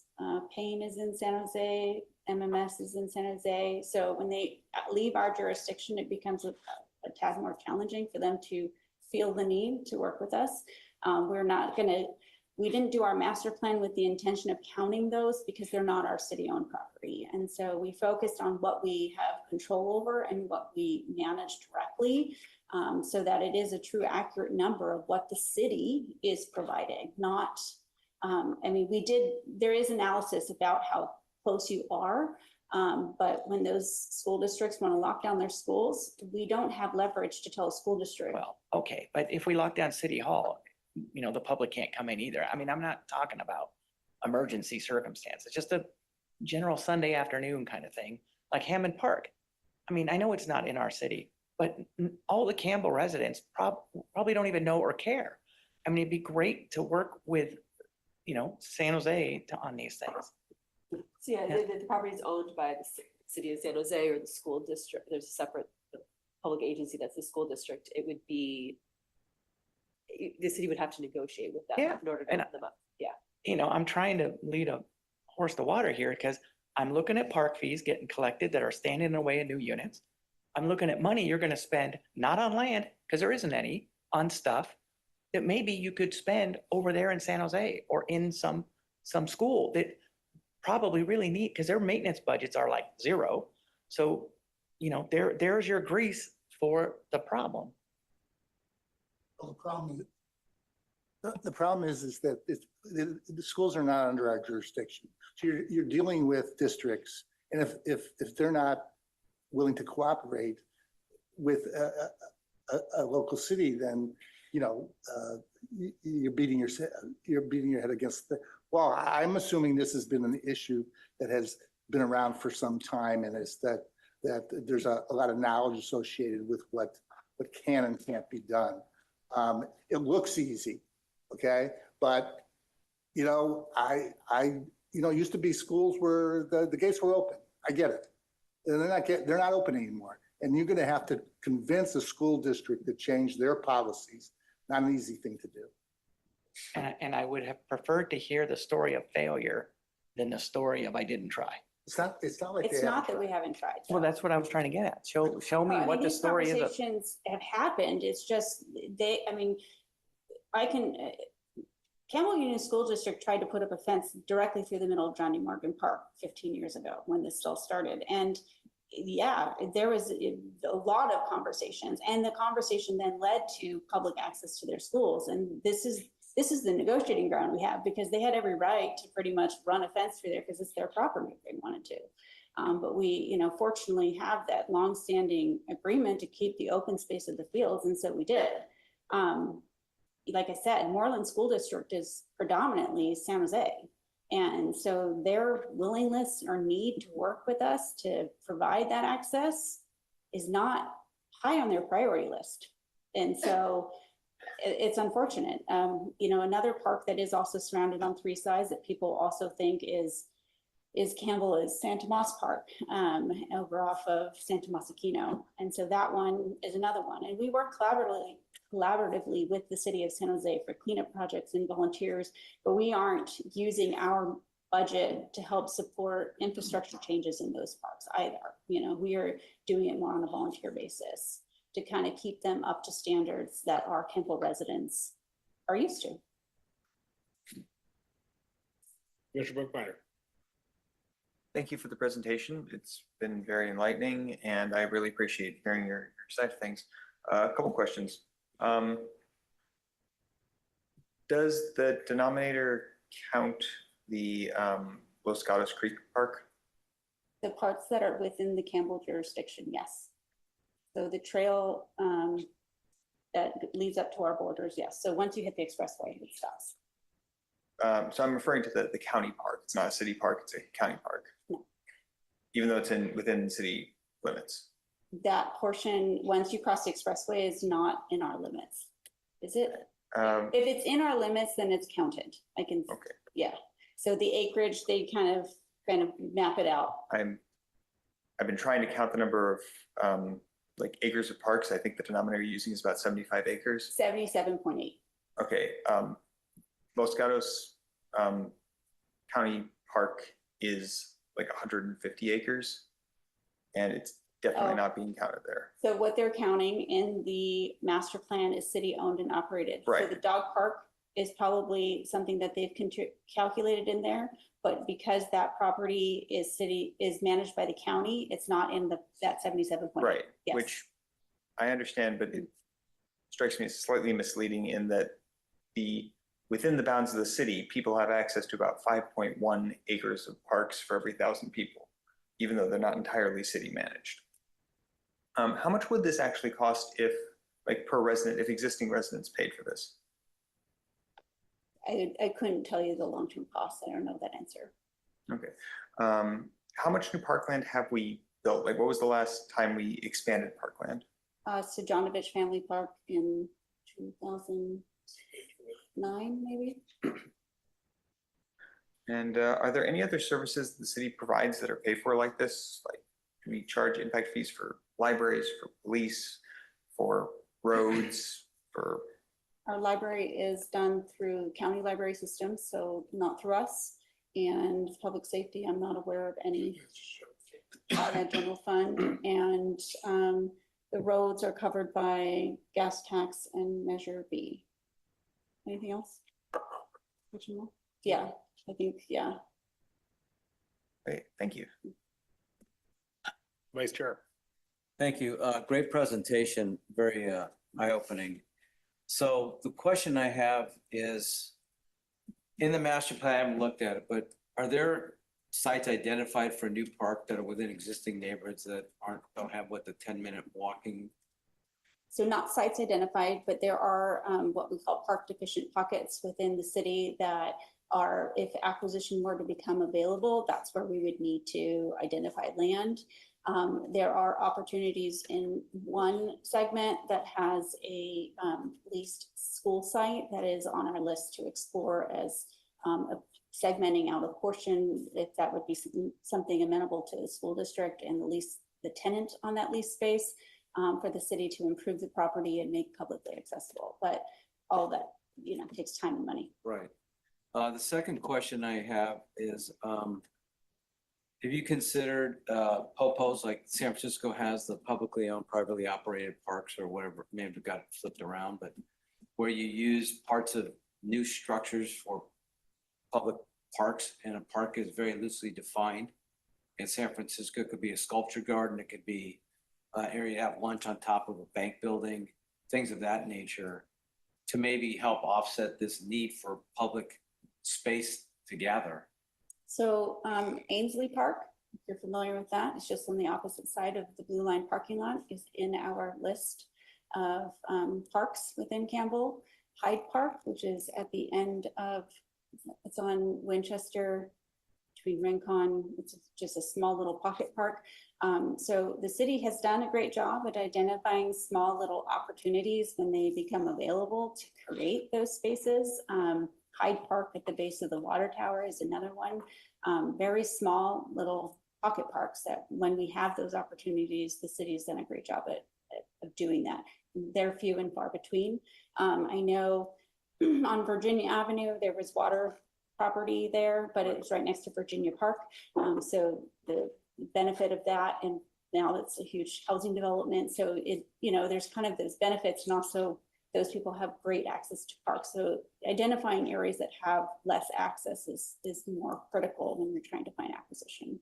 Okay, because I guess, developers are coming in with 300 unit developments, and if we could get a park, as you said, as long as it's not exclusive and it's open to a front road, maybe we consider ways of doing that. And then you've got this park that not just for the residents, but for other people as well. So let me jump in. So under Campbell's objective standards, and I think Senior Civil Engineer Roger Storrs referenced that, there is an option to, anytime you could dedicate parkland in lieu of your fees, because obviously you're at parkland.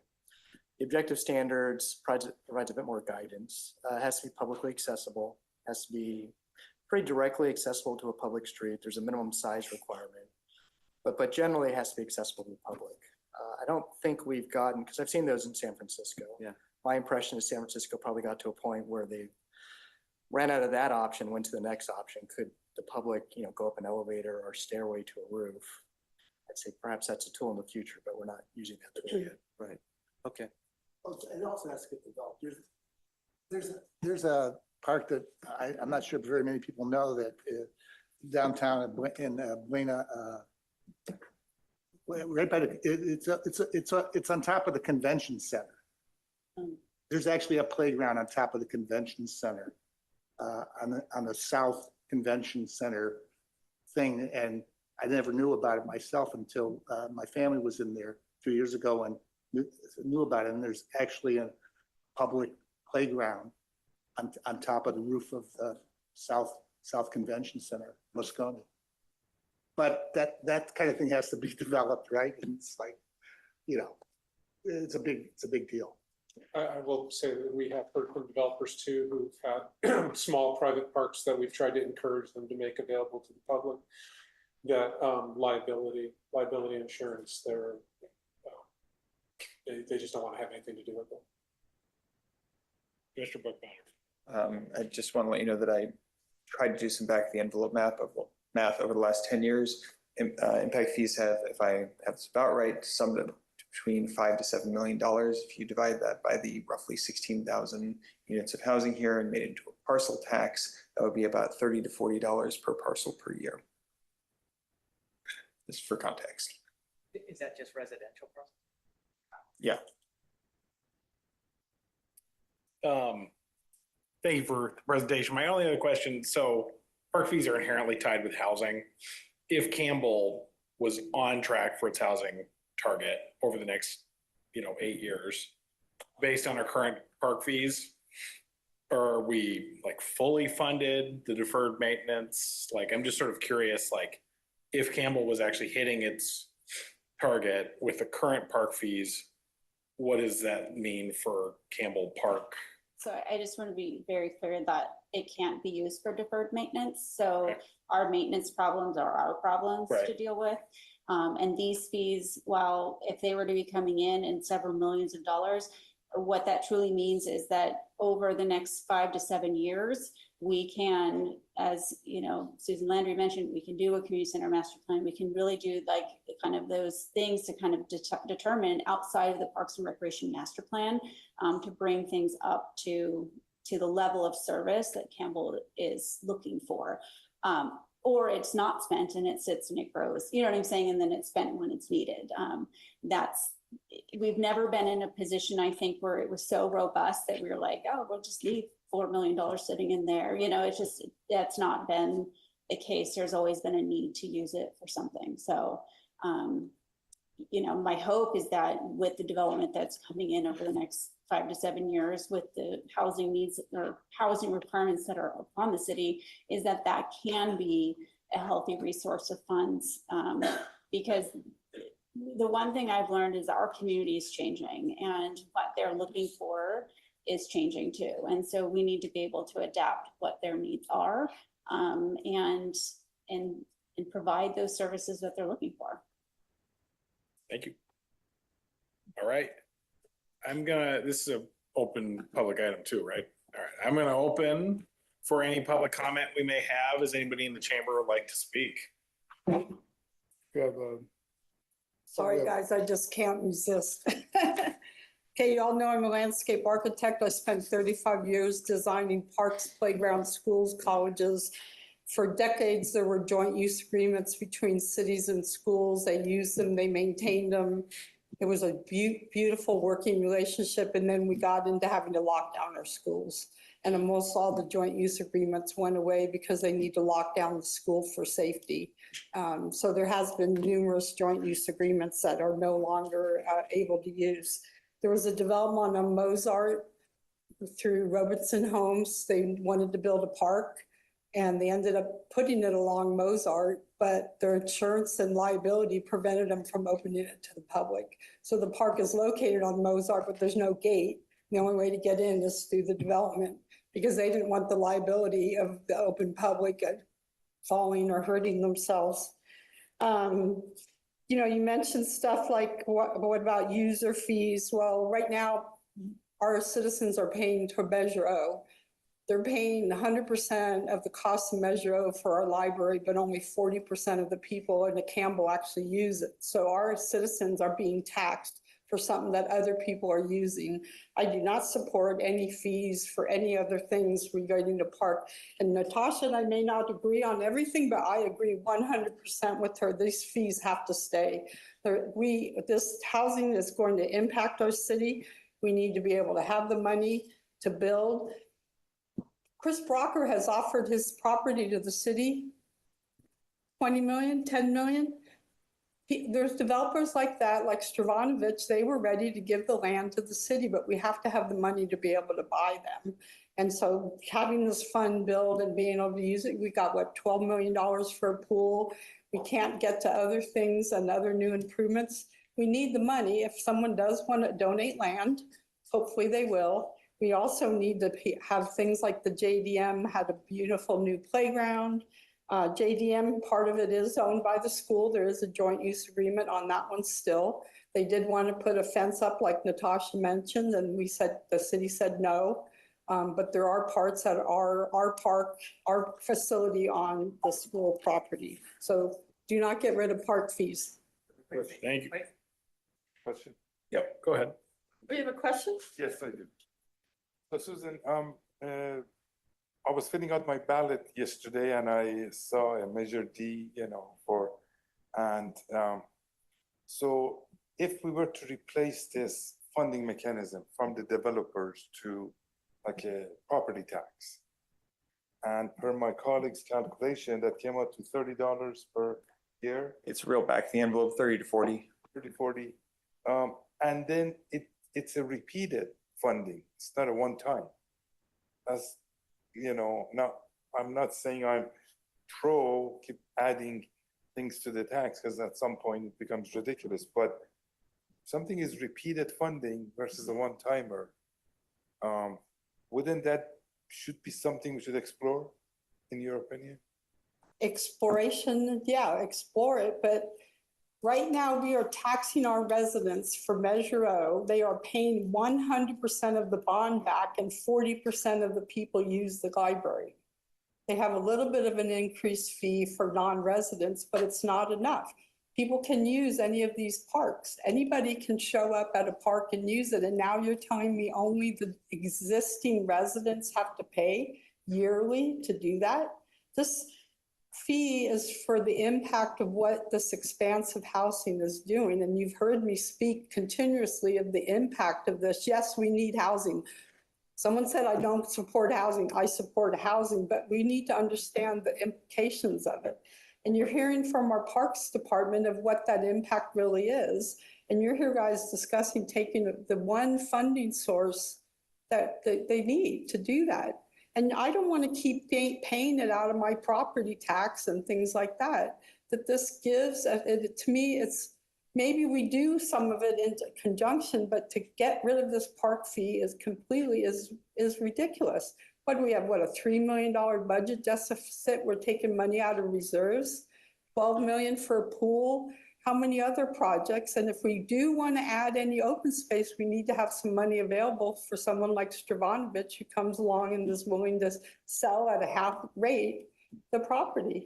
You know, and just for clarification, I'm not saying I'm pro taking away the fees. I'm just saying that we have to be open to it and just explore it and then decide what's to it.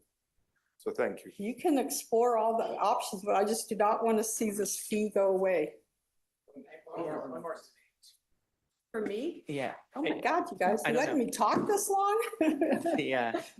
Well, you're tough, but you're fair, and I appreciate you for that.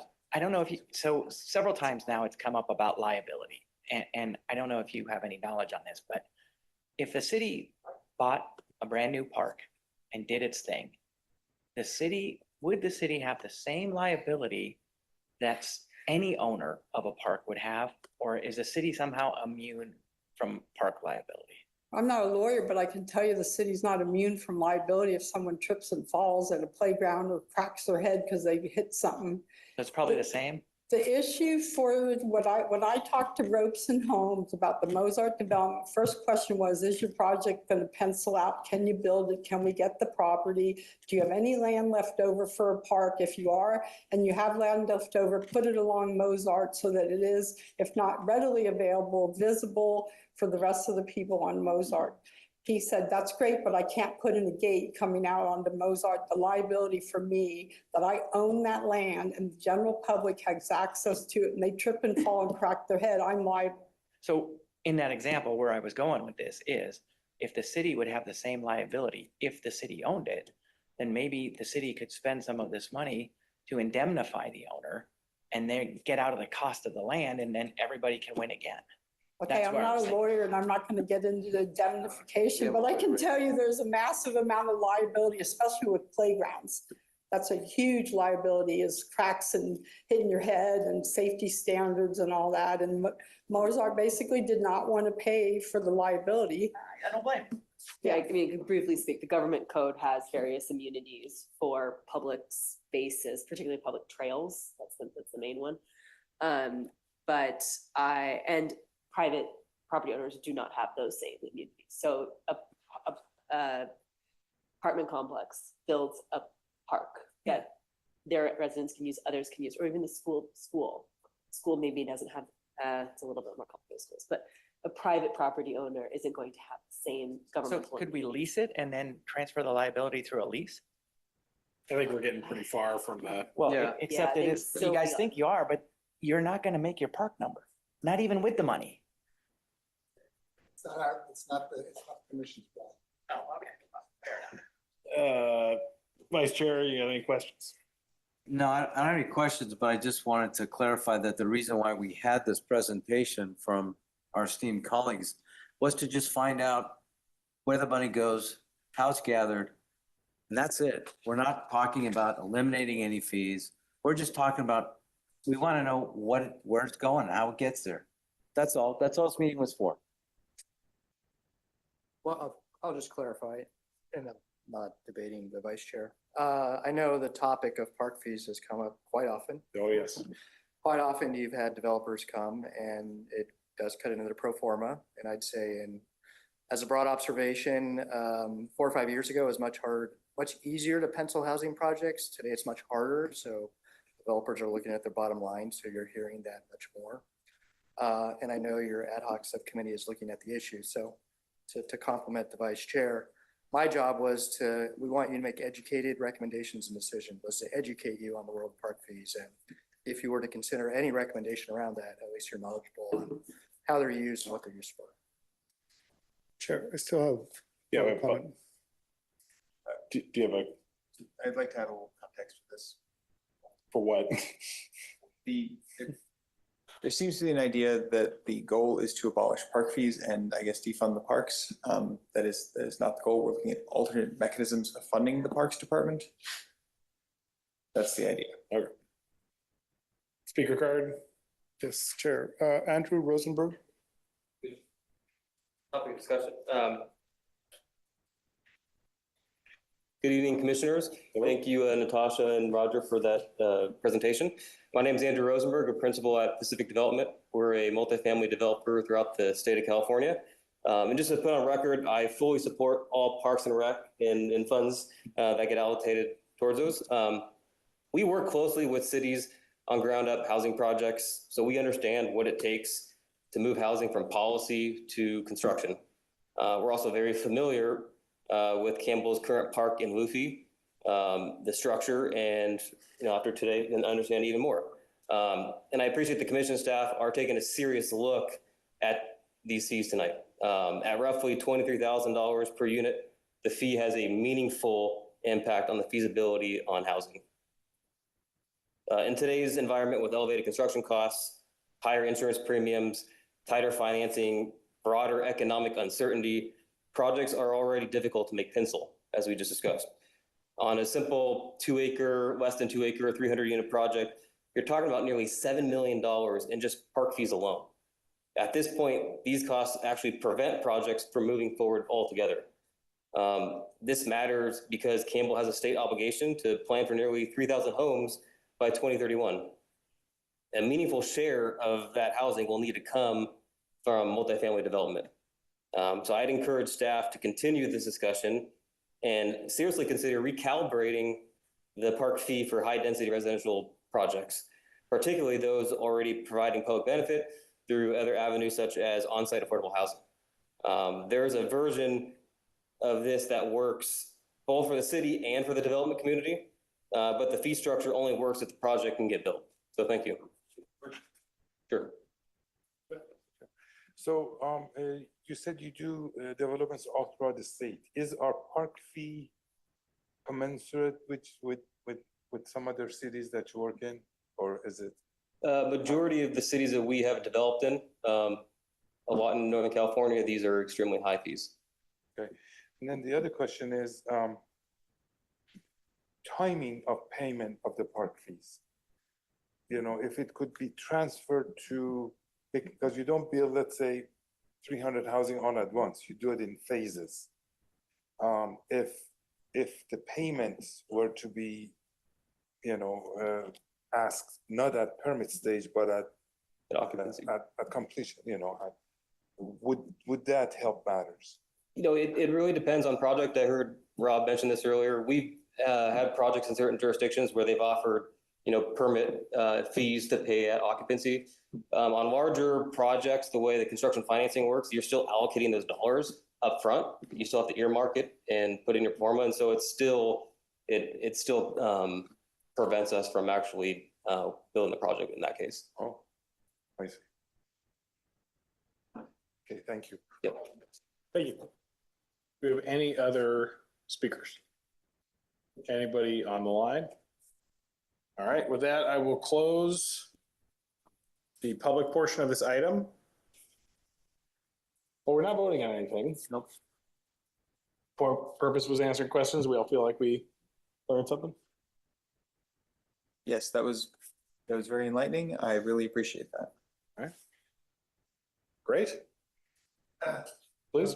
Yeah, go ahead. All right. So further clarification is that this came up partially because we have some on the commission who expressed questions about parkland fees related to the fact that developers have expressed that this is an issue with them in terms of it penciling out. So it's come up a number of times, and we've never gotten an overview of it. And in lieu of taking any action, which we can't anyway, I had suggested that we get an informational presentation on it so that we understand it better. So I appreciate all those of you that came and Natasha and Roger, your presentations. That's my take on it. It's also my take that the commission, I suppose in some form could recommend something, but we can't do anything about park fees. That's the council's responsibilities, from what I understand. So I'm comfortable with what we've heard tonight. Park fees seem to be the standard in the state. I don't know what cities the gentleman is comparing us to, whether we're high compared to other cities in the Bay Area or we're high compared to cities in Sonoma County or in the Central Valley. My take would be that if one developer showed me his penciling out, which they're not required to do, then I would certainly be open to considering alternatives to park fees. But that's probably not going to happen. I just want to say that I've been here a long time. I've been to all the parks. I use a number of the parks over the years. I think the city does a great job of maintaining the parks and updating the parks. I think we have beautiful parks. We don't have enough of them, but that as well as the community center, which I hope we find a way to get it upgraded because it's a wonderful facility. So that's where I stand. Okay. Any other comment? Great. Well, that will take us to our next item. Given we're almost at 9 and we might talk a lot about these, why don't we do a little 3-minute bio break here? That'd be great. Yeah. Come back in 3 minutes.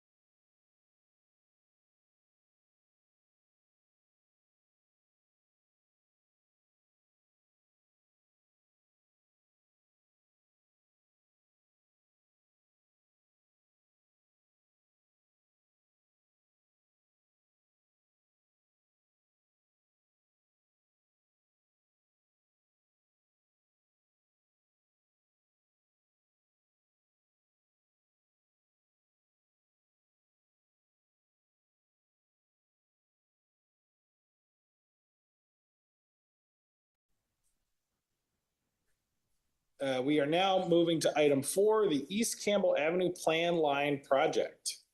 Staff presentation on the draft East Campbell Avenue Line Project by presenter Roger Storrs.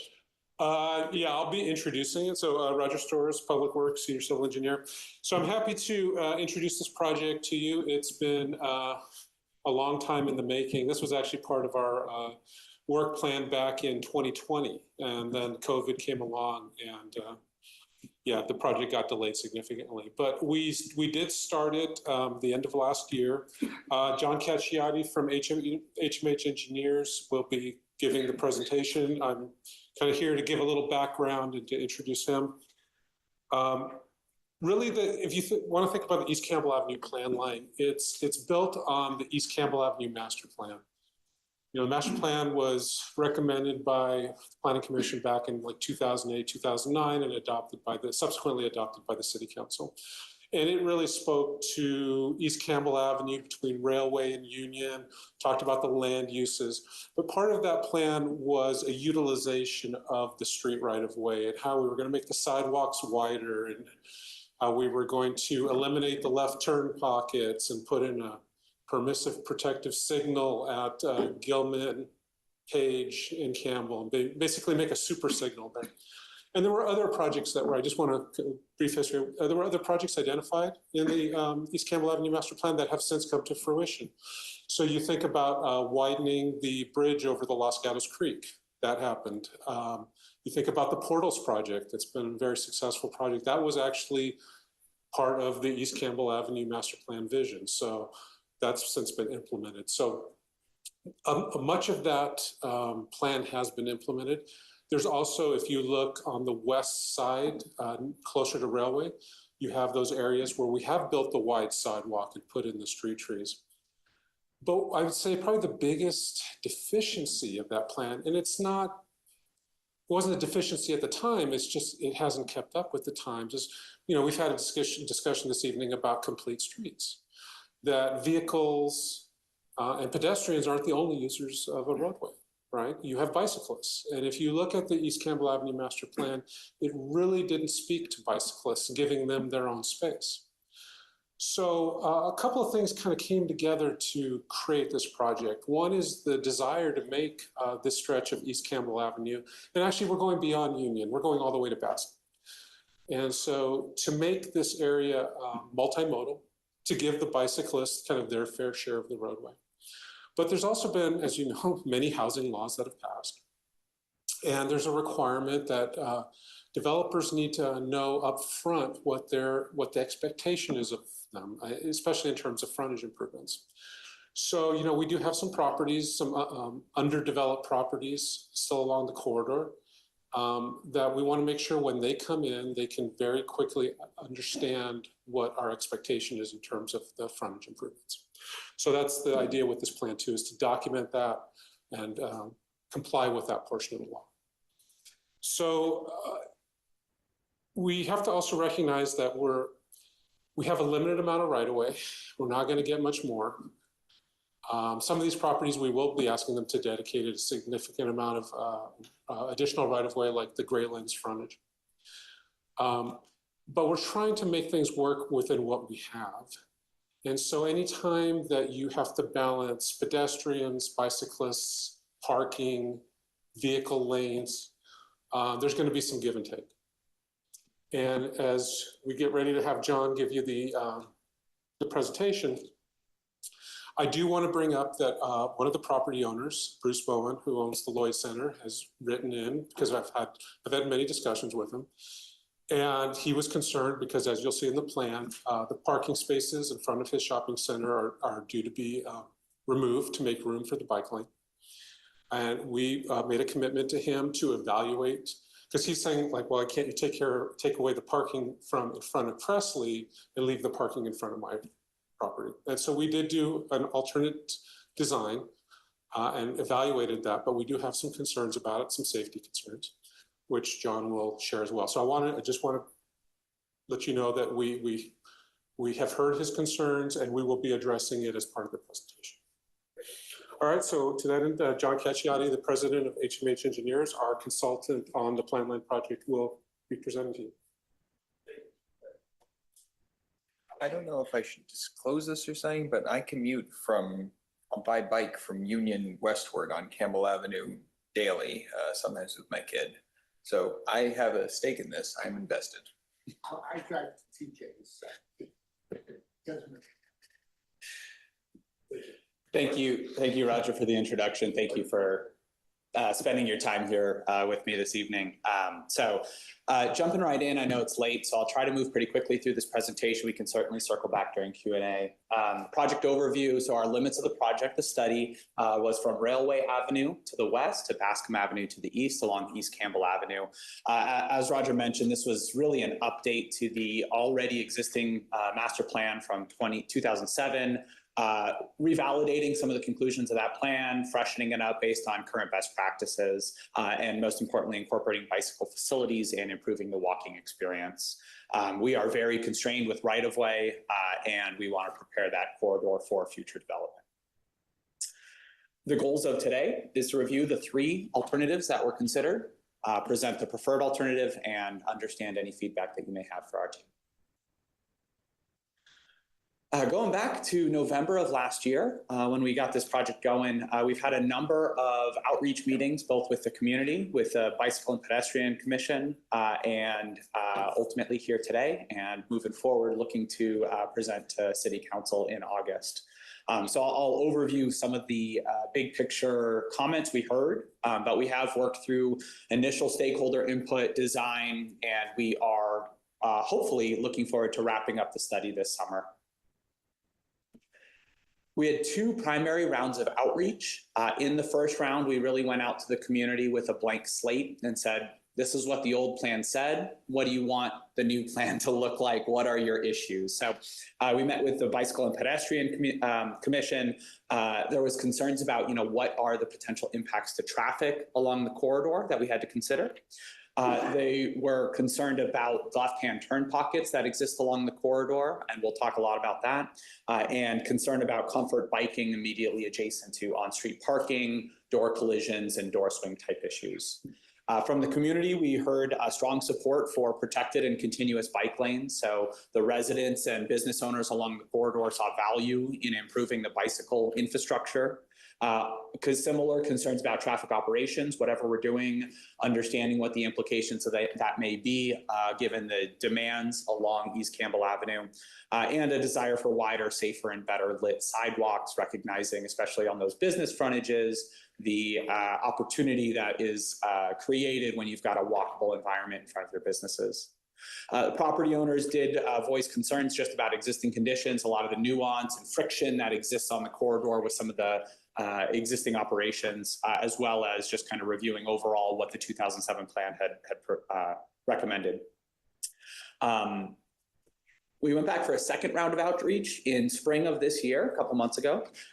We presented those 3 alternatives and highlighted the preferred alternative that we'll be talking about today, which includes continuous bike lanes and maintains existing left turn pockets. In that set of outreach, we heard positive support from the Bicycle and Pedestrian Commission. We did hear similar support from the community as a whole, that the continuous bike lanes we're recommending are well accepted in the community. And we'll talk a little bit about the signalization of Page Street, but that was also well received from the community meetings we had. And again, the property owners were generally supportive. Roger had a series of one-on-one meetings with each property owner along the corridor, or at least an effort to communicate directly with each property owner along the corridor, really understanding the nuanced concerns that they may have with the proposed improvements. And again, generally supportive of the preferred alternative that we're representing here today. There were 3 alternatives that we explored, shown on the left column there. So the first alternative proposed to essentially propose the left-hand turn pockets. So a lot of what we're talking about, real quick, I'll zoom out, is going to be on that westernmost segment, right from Railway to the creek, where you've got the existing bulb outs and you've got some infrastructure, but you don't have bike lanes. There's a lot of friction and congestion in that corridor. On the eastern portion of the corridor, closer to Bascom, it's a little bit more uniform. The improvements we're recommending are a little less significant or different than existing conditions. So a lot of our conversation will be focused west of the creek. turn pockets, you're really talking about between Railway and Gilman, are you not? Yeah, from Railway to Poplar, that series of left-handed turn pockets that exist on the corridor. Thank you for the clarifying question. So in our first alternative, we said, can we keep those turn pockets that we heard were generally desired by the community? We looked at a second alternative that said, okay, if we eliminate those turn pockets, we can create additional space. How do we want to reallocate that space within the roadway? And then the third alternative was a road diet. I'll briefly talk on some of the pros and cons. In the road diet, we actually explored whether or not we would want to remove a lane on East Campbell Avenue, reduce East Campbell Avenue to one lane in each direction. So for that first alternative, preserving those left turn pockets, first of all, it aligned well with stakeholder feedback. It does require some future right-of-way widening. We'll talk about that. We've got some interim conditions before development comes forward, and that is our preferred alternative that we'll speak about in detail. The second alternative to remove those left turn pockets did allow us to add buffered bike lanes. So the improvement to bicycle facilities is a little bit better. And it did allow us to maintain more parking. As you think about how we're allocating that space, essentially you're removing those left turn pockets and creating additional space out near your curb that can be allocated to various modes as you see fit. We have some significant concerns with pedestrian safety of that alternative, and we'll talk about that along the corridor. If we're going to put money into bicycle and pedestrian accommodations, we need to make sure that they're safe first and foremost. We also saw some decrease in traffic operations. So again, some of those concerns about the impacts of traffic, that second alternative did perform worse as compared to the recommended. And finally, the road diet. So we did, at a high level, kind of look at the viability of reducing the number of lanes on East Campbell Avenue and reallocating those. It would allow a higher level of bicycle and pedestrian facility, but we had significant concerns of neighborhood cut-through traffic and essentially the demand that is currently served on East Campbell Avenue, rerouting through the neighborhood east-west, and essentially just moving the friction onto smaller streets that are not designed for higher volumes and have even more potentially vulnerable road users on some of those smaller streets. So we ultimately did not carry the road diet any further for those concerns. And again, that was consistent with a lot of the public feedback, which was understanding the impacts of traffic operations with whatever we do on the corridor. I'm going to spend a couple of minutes now diving into the details of the preferred alternative. There are 3 segments that we'll talk about. Segment 1 being that westernmost segment. That's really, again, where we're going to spend a lot of our time, but the project does have segment 2 and segment 3 as well, across Highway 17 and then out to Bascom Avenue in front of the Pruneyard Shopping Center. For segment 1, in the preferred alternative, the cross sections that you see above are what is proposed. So we are proposing in some areas parking, and most notably through this segment that's not present today is Class 2 bike lanes continuous through the corridor. In segment, and we'll dive into more detail in just a moment. In segment 2, generally we are maintaining the existing infrastructure there because of some of the projects that Roger mentioned, Campbell Portals, the bridge widening. It serves the needs that were identified in 2007 and can continue to serve the needs of our project as we re-envision it in today's environment. And then in segment 3, the segment closest to the Pruneyard, we do have some additional space, so we're recommending improving that to buffered bike lanes through that area. The better setback you can provide, the more all ages and abilities type bicycle users you'll get. Diving in even deeper, we're going to get into a lot of detail here. This is the segment from Railway to your left to Poplar to your right. This is segment 1. And this is a detailed description of the improvements that would be proposed in the preferred alternative. The highlights are at the top of the screen there. New bike lanes continuous through the corridor. We would install a new signal at Page Street, and that would really be a combination Page-Gilman signal. And we would be narrowing the lanes on East Campbell Avenue to create space for those bike lanes, narrowing that interior lane to 10 feet and maintaining the outermost lane at 11 feet for transit operations. I'll note that those lane widths are acceptable within AASHTO standards, so you'll get some additional benefit in the form of traffic calming by having narrower lanes. Drivers are a little bit more alert and drive a little bit slower when your stripes are closer together. Other considerations to note on here is the removal of 8 parking spaces. That piece of annotation you see on the top left, that is pertaining to the comment that was received from Mr. Bowen. That is the frontage in question there.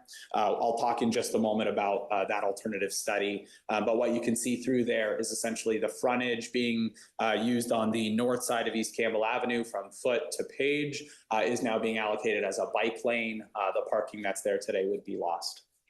There is other roadway and curb alignment modifications needed through that frontage to accommodate the ultimate roadway configuration proposed. East of Page Avenue on the north side, there is a widened right-of-way. Roger talked about some of the right-of-way acquisition that would be required in this proposal consistent with the 2007 master plan. We would propose to shift the curb there by 2 feet to create the space for the roadway and bikeway facilities that currently do not fit within the existing roadway footprint. And there is a dedication that would be required from that property owner.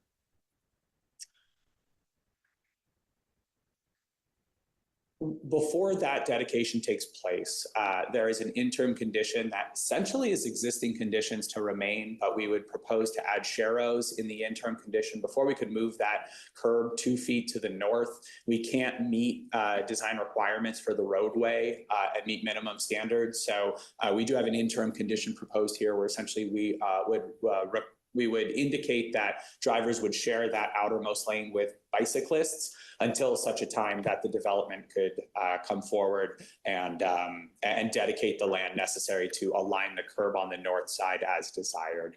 Aren't there sharrows there now? Yes. So we'd essentially be maintaining, while we would, great question, while we would build continuous bike lanes along the corridor, this one gap would have to retain as a sharrow. We could not implement the preferred configuration. This is the study that was performed as a result of Mr. Bowen's comments at our public outreach meeting about a month ago. So he did request that we look at, instead of removing the parking along the north side of the roadway there in the blue box you see, could we instead shift the roadway to the south along the Cressley development and modify the parking, or eliminate, I should say, the parking that's currently planned to be built by the Cressley development. So we did look at this study. Essentially, there's 7 parking spots available in this corridor. And the question is, should those parking spots be maintained along the Cressley frontage as currently planned, or could we reevaluate the plan line to retain those parking lots on the north side? One of the key drivers of the decision and the recommendation that we have, which is to maintain the parking along the Cressley frontage and remove the parking along the north side, is the alignment of East Campbell Avenue. Generally speaking, you want clear sight lines and you want a linear alignment on your roadways. Just for driver familiarity, you don't have to kind of zigzag through the corridor. We get a lot more of the kind of offset lanes through these intersections when we shift the roadway to preserve parking along the north side. As you look at the constraints east and west of where we are, especially to the east where we're not doing a lot of work and you've got the bridge, it really lends itself to a more linear alignment that has parking retained on the south side along the Cressley frontage and removed along the north side. But Mr. Bowen's concerns are heard, and it is acknowledging a loss of parking along that frontage, and we want to be clear about that impact. We also looked at traffic operations analysis at the Gilman-Page Street intersection. This essentially would be one big intersection when that signal goes in. So this is a very unconventional configuration, and generally in roadway design, you would avoid offset intersections like this, but this is the existing conditions that we are addressing. So in the proposed study, we would propose a single signal that would operate both Page and Gilman as a single intersection. We did study that there was sufficient queuing along East Campbell Avenue for the signal to operate in this manner. Other benefits in the preferred alternative here is with those left turn pockets, we could essentially have a protected left turn phase. Pedestrians would not be allowed to cross the street. One of the things you'll see in just a moment is in our second alternative that was not recommended. We've got some conflicts between left turning vehicles and pedestrians, but in this configuration, we can maintain protected left turn movements and minimize those conflicts. And then finally, East Campbell Avenue would operate at a simultaneous phase. So eastbound and westbound movements could operate concurrently, allowing us to maximize the green time on what is the dominant movement along that leg of the intersection. Continuing with the preferred alternative as we move to the east, we're now looking at the Highway 17 and Los Gatos Creek Trail alignment. Some minor improvements at Poplar to widen the sidewalks to 10 feet between the bridge structure to eliminate some minor pinch points, and some new green paint at some bike and bus conflicts out to the east at Union Avenue. Generally very small modifications to the existing condition. And as we move out further to the east, segment 3 along Bascom Avenue, again, we're proposing new green paint at bicycle and bus conflict areas. There are transit lines that run through here. We want to identify to both cyclists and transit drivers that there is a conflict zone there. We would have a new eastbound bicycle lane from Barbano Avenue to South Bascom, right at the very right edge of the screen. And then finally, we would have intersection improvements at Bascom Avenue, creating additional queuing area for bikes and pedestrians. There's currently pork chops, which are kind of the high-speed yield movements that you may be familiar with that exist along Bascom. Those are generally out of practice and not current design standards because they allow a higher speed yield crossing with pedestrians and have been shown to have increased collision rates again, as opposed to a right turn that's at a tighter radius corner. So those improvements are proposed at Bascom Avenue, as well as some additional bicycle improvements to connect to what is ultimately VTA's future Bascom Complete Streets corridor, which would extend the investment in this corridor through the remainder of the roadway network. Whew. So that was the preferred alternative in detail. I'll be happy to address any questions. The second alternative study, not preferred, essentially removed left turn pockets in segment 1. I'll note that the recommended treatments in segments 2 and 3 are identical to the preferred configuration. So we're really going to just focus on that portion from Railway to Poplar. In the second alternative that we are not recommending, the most significant change is that we have added buffered bike lanes. So you do get a higher level of bicycle treatment, but at the cost of removing the left turn pockets along the corridor. And that does, again, increase the opportunity for parking along the corridor. What that looks like, particularly in that segment 1, is we would now have no left turn pockets through the corridor. If you were making a left turn, you would need to wait in the number 1 lane with vehicles that are otherwise free flow behind you, waiting. This is not a unconventional configuration, but it comes with its drawbacks. So in depth, we would remove those left turn pockets through the corridor. One of the biggest concerns we had is, and I'm going to kind of ask you to kind of envision yourself driving the corridor. Let's say you're driving east on East Campbell Avenue, and you want to make a left, let's say onto Foote Avenue, just that first intersection to the left there. In that configuration, you would essentially be traveling in the number 1 lane, the fast lane. You would need to stop or slow down your vehicle until such a time that both of the westbound lanes had cleared and there was a clearance interval there that you could safely make a left turn. And then you would need to read the crosswalk to understand if there's any pedestrians that may be crossing in the crosswalk. In that configuration, and then bikes as well. So you've got kind of a 3-tier priority of making sure you can safely make that left turn lane. While you're doing that, the vehicles behind you are often honking or weaving around you and creating friction that is further accelerating or increasing the stress levels of your behavior. So that scenario along the corridor was a significant concern for us with any alternative that removed the left turn pockets, because the potential for a collision with pedestrians through those hectic environments could be avoided with the preferred alternative. So there's some corridors in the state that this makes sense. When you have alternatives like left turn pockets, they generally are well regarded as a better configuration. So given the opportunity that exists along the corridor and the fact that it's an existing condition, we had recommended that we maintain those left turn pockets as part of this study. But there's a left turn pocket to Foot right now. There's an existing left turn pocket to Foot Avenue? On Foot specifically, that was potentially, given its proximity to railroad, it has some special considerations, but I'll use that same analogy as a left turn onto Dillon from westbound East Campbell, right? That configuration exists along the corridor, but I appreciate the clarification that at Foot specifically, because of the proximity to railway, there's some unique considerations there. I think that's a keep clear. Yes, you have keep clear throughout the intersection so that queuing does not queue back through the intersection. We know that behavior associated with keep clear is questionable, but in the scenario I paint, I really envision free flow. That's really where it becomes very difficult to maneuver those left turns.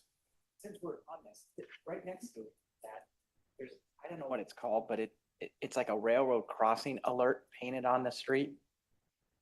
But since I travel this a lot of people treat it like a keep clear. And then they get frustrated and start blocking the real keep clear.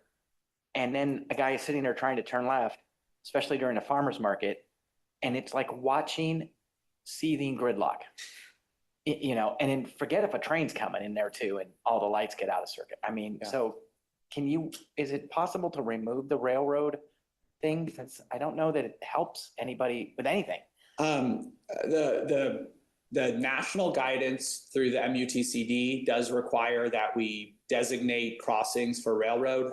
That's something I think city staff could look at, whether we could decrease the size or location of it. Put it in front of the light. Then it's in an intersection anyway. Let me answer that candidly by saying I don't know, but there's national rules. So as long as we're within the national rules, we do have flexibility there. If you could, it might be very helpful for no impact to all the other constraints. Yeah, that's a unique issue. I appreciate you sharing that. So my question is, the bike lane is, almost every time, if you have a parking space, bike lane is on the left side, which is the side where the door opens, and 99% of the cars have a driver that opens. Now in downtown San Jose, 2nd Street near San Jose State, they're actually putting the bike lane on the right side of the car. And so the car actually acts as a buffer between the bike lane and was that considered as a possibility? I would say given the corridor, there's a lot of difficulty with that. So that's considered a parking protected bike lane. And they really do great wonders for bicyclists. What most people don't realize with parking protected bike lanes is they have a significant impact to sight distance at intersections, because those parked cars are another 8 feet closer into the roadway. So approaching vehicles are that much less visible. So what happens is you actually end up having these big buffers at the intersections where you need to go back 20 or 30 feet to have adequate sight lines for turning vehicles. And then you start losing all your parking. And given the density of your intersections here, I would surmise that you probably wouldn't have any parking left when you met all the necessary sight lines. Yeah, I was gonna say, isn't it? Are we in the question period? Yeah, are you through with? Not quite yet. If we could keep going. I will wait. Great questions, though. I'd love to entertain. I'll keep shooting through, and then we can get into it. We're almost done here. Real quick, zooming in on the Page and Gilman intersection in the without a left turn pocket. Again, what you see is that the operations of the intersection need to be considered a little bit differently. We have demonstrated that we have sufficient queuing space between Page and Gilman, but there's a complexity with when pedestrians are allowed to cross. Essentially, because you've got a shared through left in each direction, you would need to close the opposite direction of travel on East Campbell Avenue. So while you're eastbound through movement and left turns are operating, your westbound has a red, and vice versa. And so that further degrades the operational throughput of the corridor. And then on top of that, you continue to have the issues with pedestrian crossings where you've got a conflict between a pedestrian and that permitted left turn at the intersection. So for those reasons, we did not recommend either the road diet alternative and the removal of the left turn. We are here to present an information item that we have a preferred alternative that would retain much of the existing configuration, would add continuous bike lanes, and would have some moderate impacts to parking and development frontages along the corridor. As we move forward past this meeting, next steps are to present to the Bicycle and Pedestrian Committee in June, and subsequently a August 3rd council approval date. With that, I will now open it up to any additional questions. I'm not starting with you though after that. Let's start on this side. Good idea. As I mentioned, I do actually go down this corridor frequently with my kid. Has there been any consideration towards putting in any kind of protective things, bollards, flex posts, curbs, anything like that? I realize it can't be for the entire length, which means it's not really low stress, but like at least having like paint would be an improvement over what's here now. I've had somebody yell at me for not being in the bike lane, by which they meant biking on the picture of the Shero, which for some inexplicable reason is way off to the side, which is somewhat deceptive to drivers. Sorry. Any possibility of putting in, actual physical barriers for part of this? Thank you for the question. First of all, on the east side, segment 3 out nearest the prune yard, we do have some buffered bike lanes proposed there. That would be an opportunity that flexible delineators or other barrier treatments could be implemented. On the west side, really in that segment 1, we need every inch of roadway that's there right now without completely widening the roadway. So as I mentioned, we've narrowed our lanes down to 10 and 11-foot lanes. Our bike lane is 5 feet wide. We just physically don't even have the 2 feet that would be necessary to add those delineators through that segment. But I think in area where we do have the footprint within the buffer, that's absolutely something that we could consider or implement. Are you doing any coordination with the city's multimodal plan, which I realize is not finished, but this is, there was a mark on the map saying like this is part of a different plan right now. Yeah, internally with the city, we've coordinated, to ensure consistency with the plans. This is a little bit more detailed because it's a precise corridor than a broader multimodal plan. So I would say generally, we would expect our plan to inform a broader citywide document since we're getting more nuanced and detailed along the corridor here. Thank you. Vice Chair. Thank you. Thank you for a nice presentation. Full disclosure, I've worked with your company for many years, since retired, but always enjoyed working with your team. A couple of questions on the Bruce Bowen properties. Was there a time utilization study done on how many cars are in the parking lot at which time of day? So that you could say, well, the parking lot's never really full. So can you give up a few spots or something that you could say, well, those spots are always full, but the parking lot is never full. So to kind of assuage his fears of not having enough parking. Yeah. That's the first question. And then the other question I had was, well, Commissioner Tomkar kind of alluded to it. In some countries, you have the parking and then the bike and then the sidewalk. So I guess it's obviously not wide enough. It's a very tight street. I drive it almost every day. And I guess one other thing that I thought of was there was a project in New York City where they closed Times Square. Have you seen that?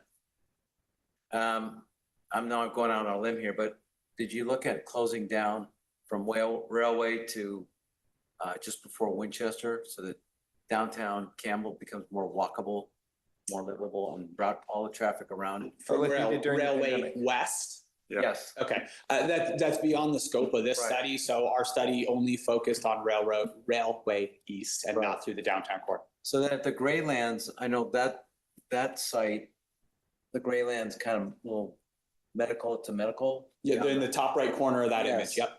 Now, are you taking or asking that you take some of the frontage off of that to increase lane width on the north side of Campbell? For two purposes, to fit those bike lanes in, so we'd be shifting the curb, as well as implement wider sidewalks. The sidewalks through there right now are very narrow. To deliver the vision for the corridor, we're asking for a dedication there so that we can have wider sidewalks as well. Okay. Wouldn't it just be, why wouldn't it be easier to do it on the south side of the street? The same thing, in the same area? So zooming out maybe, right, because you're asking right about that parking. Yeah. Yeah. As you look at East Campbell Avenue, it's a very linear street, right? There's not a lot of curves. So what happens when you shift the parking, here we go, shift the lanes to the south through that frontage, it creates the undulation of the roadway that further exacerbates issues. And then I'll note, we do have 10-foot lanes. It's about as skinny as you can get. So, it's just adding more friction, I would say, to the system. And then I'll note that in either scenario, it's the same amount of parking because to build this scenario, we would need to go back to Cressley and have them change their frontage to eliminate the parking that's to be built. So the net total parking for the project is the same. It's just about whether or not that parking is provided in its existing condition on the north side or in the with the Cressley development on the south side. Yeah, no, I got one more.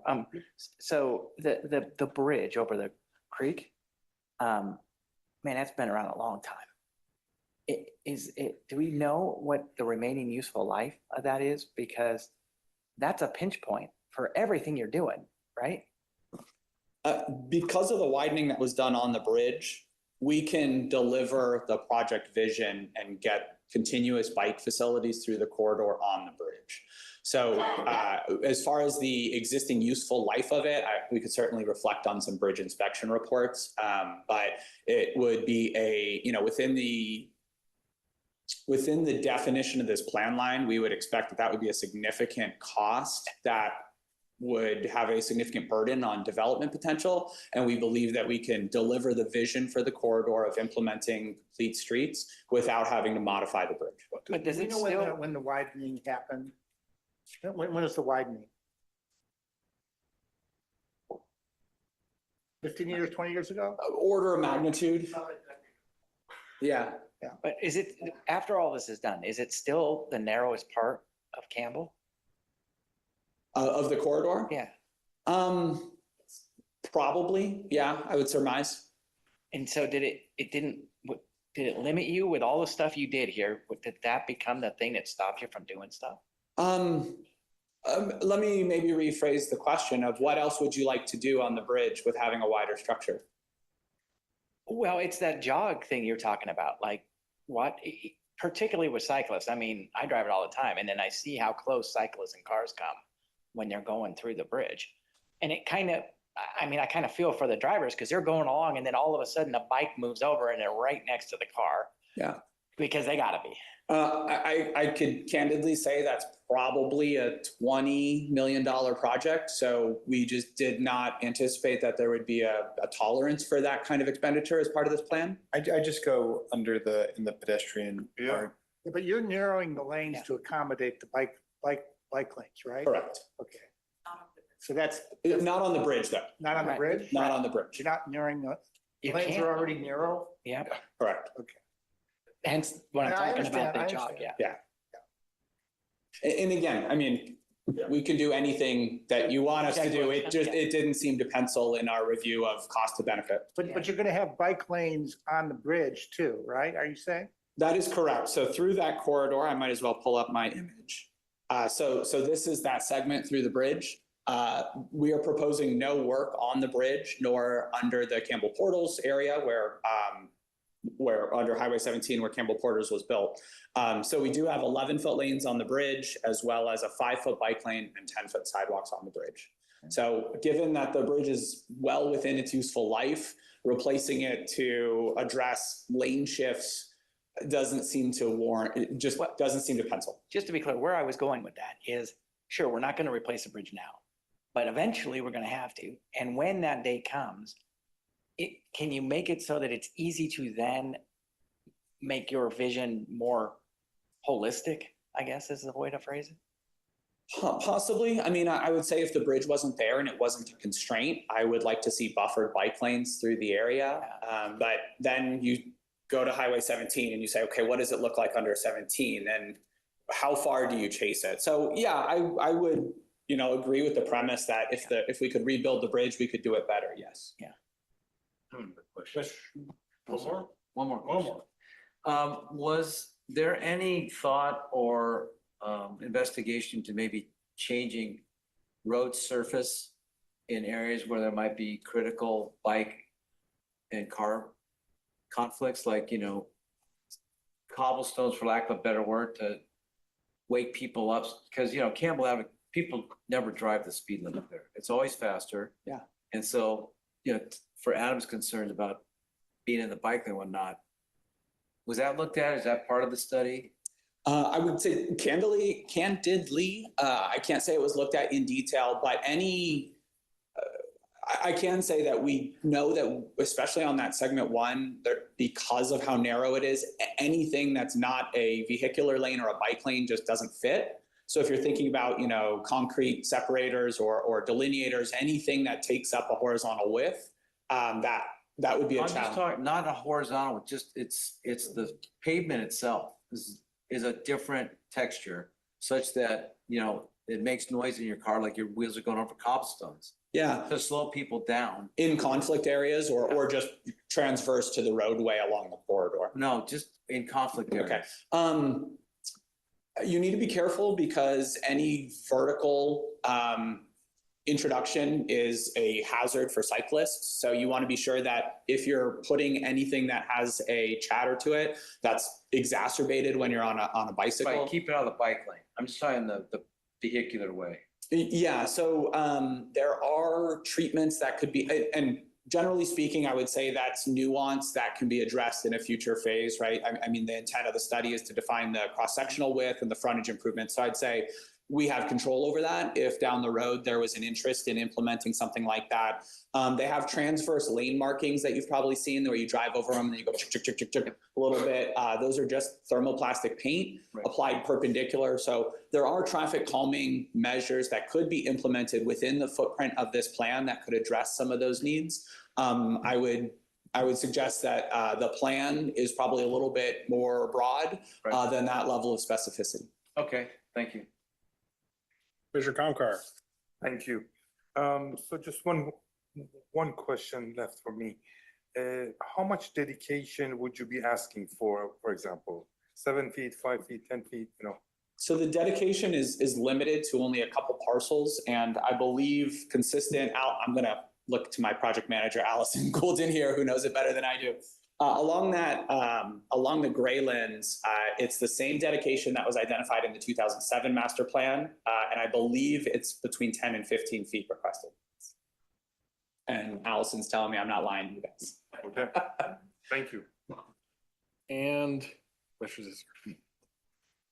And there's room for that at the Graylands, because there's some buildings that are close to the curb, right? So I'm assuming there's room for that.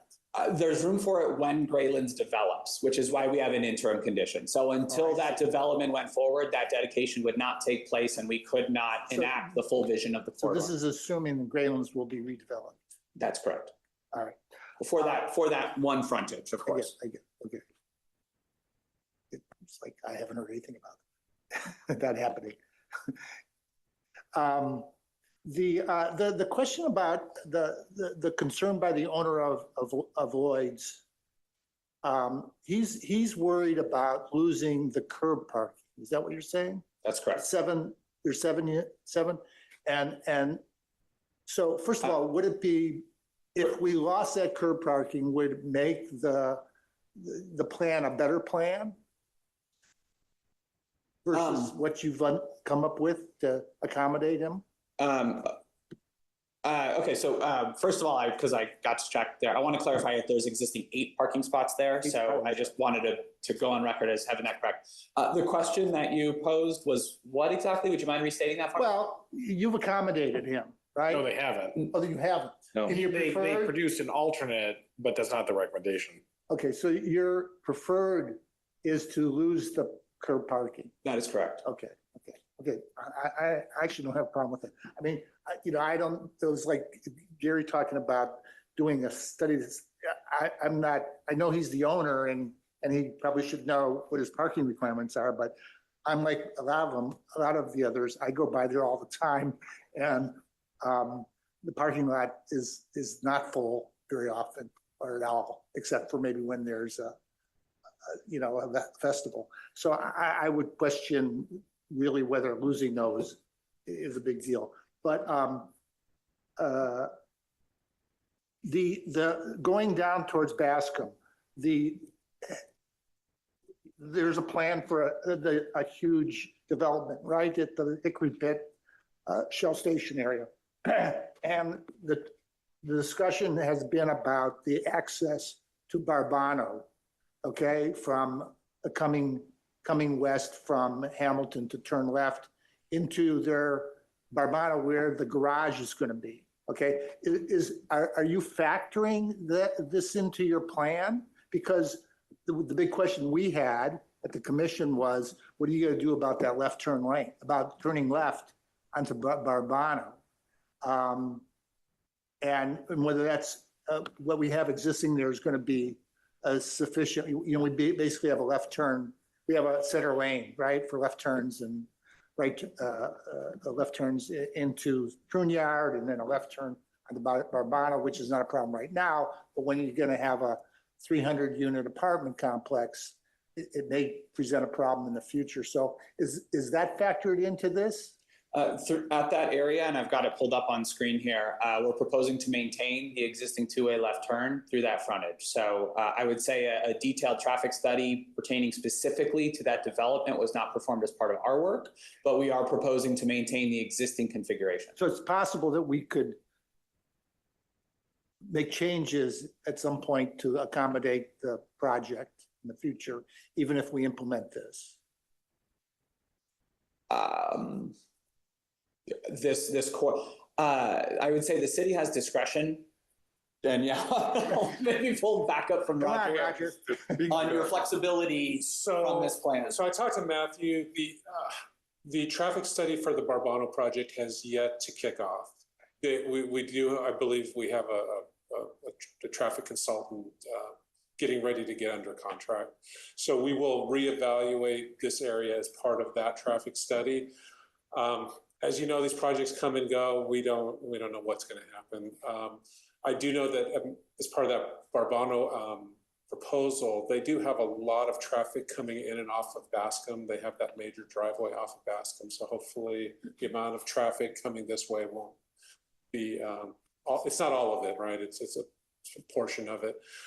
We did want to focus, we actually did share. There's also another 20 or 24 units going to be behind there too, right? Yeah, the 18 units that are going through plan check right now down off the little cul-de-sac. We did want to stress to Barbano early on, even though this plan hasn't been adopted, our desire to close the free right along their frontage and open up the sidewalk, because we've heard a lot about pedestrians. On the weekends, people walking up Bascom going to the Pruneyard, and that little pork chop island only holds a few people and it gets just real crazy there. So we saw implementing what you see here on the screen.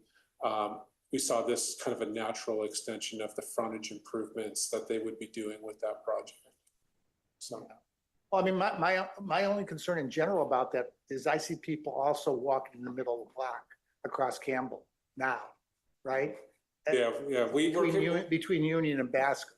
Right? We're concerned, Barbano, right? We're concerned about that too, and there was talk of looking at a crosswalk in that area, a mid-block crosswalk. Unfortunately, you've got the bus stop there. It's very close to Bascom. It's just a bad place to encourage people to cross.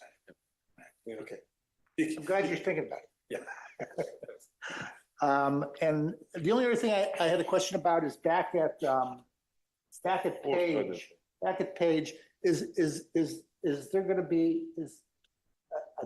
a new crosswalk page across Campbell? Is that that doesn't exist now. There's no crosswalk at Page, right? There's no crosswalk at Page across Campbell. I don't believe so. No. So would there be a crosswalk there? Yeah. Yes. We would be adding one. As part of the signal design Okay. and as part of the Cressley frontage improvements that have already been designed and are ready to go for construction, you'll see that there's a little bulb out there as part of the parking with a wheelchair ramp there. Okay, all And right. so they would be building that, but we would be like signing, putting one of those little barriers that say, don't use it yet. Once the signal goes in, we would open that crosswalk, paint it in, and it would provide a crossing there. As part of that would be implemented with construction of the traffic circle. Yeah, that would be good. Yeah, okay, thank you. That's all I got. Thank you. Last one. So I have one more question.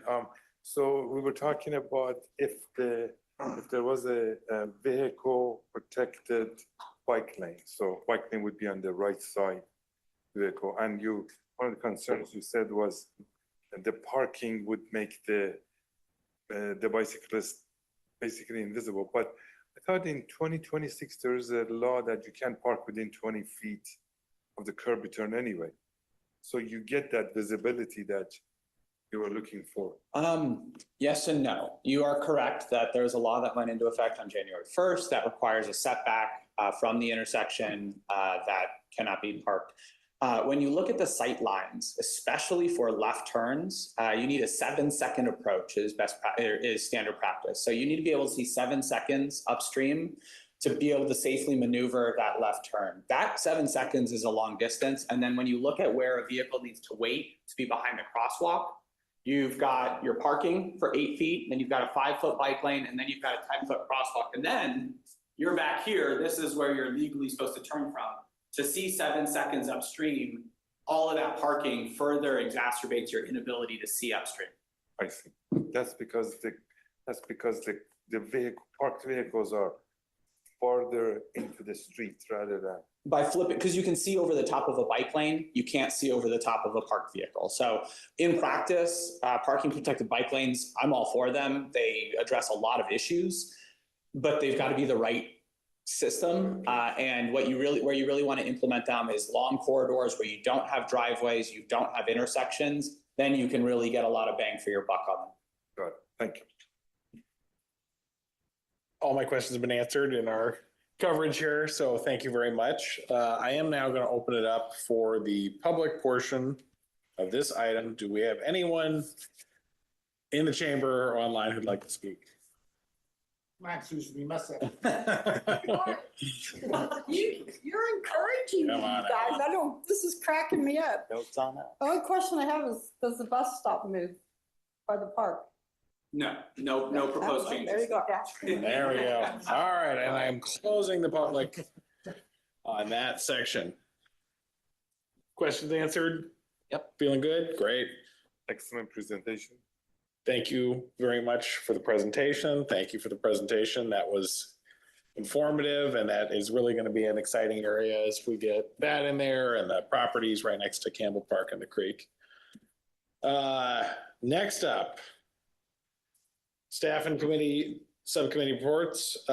First one up for subcommittee reports is the housing permit streamlining. I think maybe up top from your comments, I don't know, 4 or 5 hours, whenever this meeting started 5 hours ago, we should probably talk for one moment, like what are we trying to do with the report? This is an interim update. We're not taking a vote on it. There's been a lot of talking to people, and I want to keep the commission updated and the public updated as to what's going on, who we're talking to, what we found out so far. So this isn't dropped out of nowhere on people. Just going to say who we've talked to since the last time we were here, any important bits that we've added, and what we hope to accomplish going forward. That's it. Should be like a 5-minute update. I do not have like a long thing planned. Did you have a? No, I just haven't read the thing you've got. I do apologize for that. I sent it in on Thursday, but it was, the packet came out on Wednesday. So I will. If we're not gonna discuss it tonight, We won't. I'll try to get it in by Wednesday, going forward.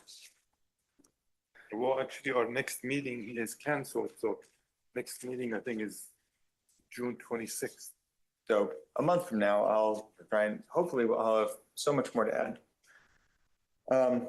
The main things are that we spoke to some more developers. The document has been rewritten to sort of put developer feedback throughout it. There's a list of sources for who exactly we spoke to. There's one more, some more quotes from the San Francisco, I believe, Controller's Office on the infeasibility of their inclusionary zoning mandates. And also late breaking, some concerns were brought up that that we may not have water or sewer capacity, and we're not really considering this, and who's going to pay for the water or sewer. It turns out that if you look at our housing element from 2023, we do have water and sewer capacity to serve the planned growth of our general plan, which includes our housing element. Additionally, if it is at some point impossible to reliably hook up water or sewer to a new development, that is a health and safety reason to deny a building permit. That is not likely to happen, but the issue that was brought up that we would powerlessly look on as our infrastructure collapsed under the weight of new development is not particularly plausible, and we have thought of that. That was in fact presented to the City Council in 2023 and is part of our housing element. Okay, but on that, should that come to pass, when do you have to notify the developer that that's the case? That what's the case? That there's a health and safety issue? Because if we wait until they come before us and it's time for vote, I believe it's too late for us to complain about it. So that's more for the building.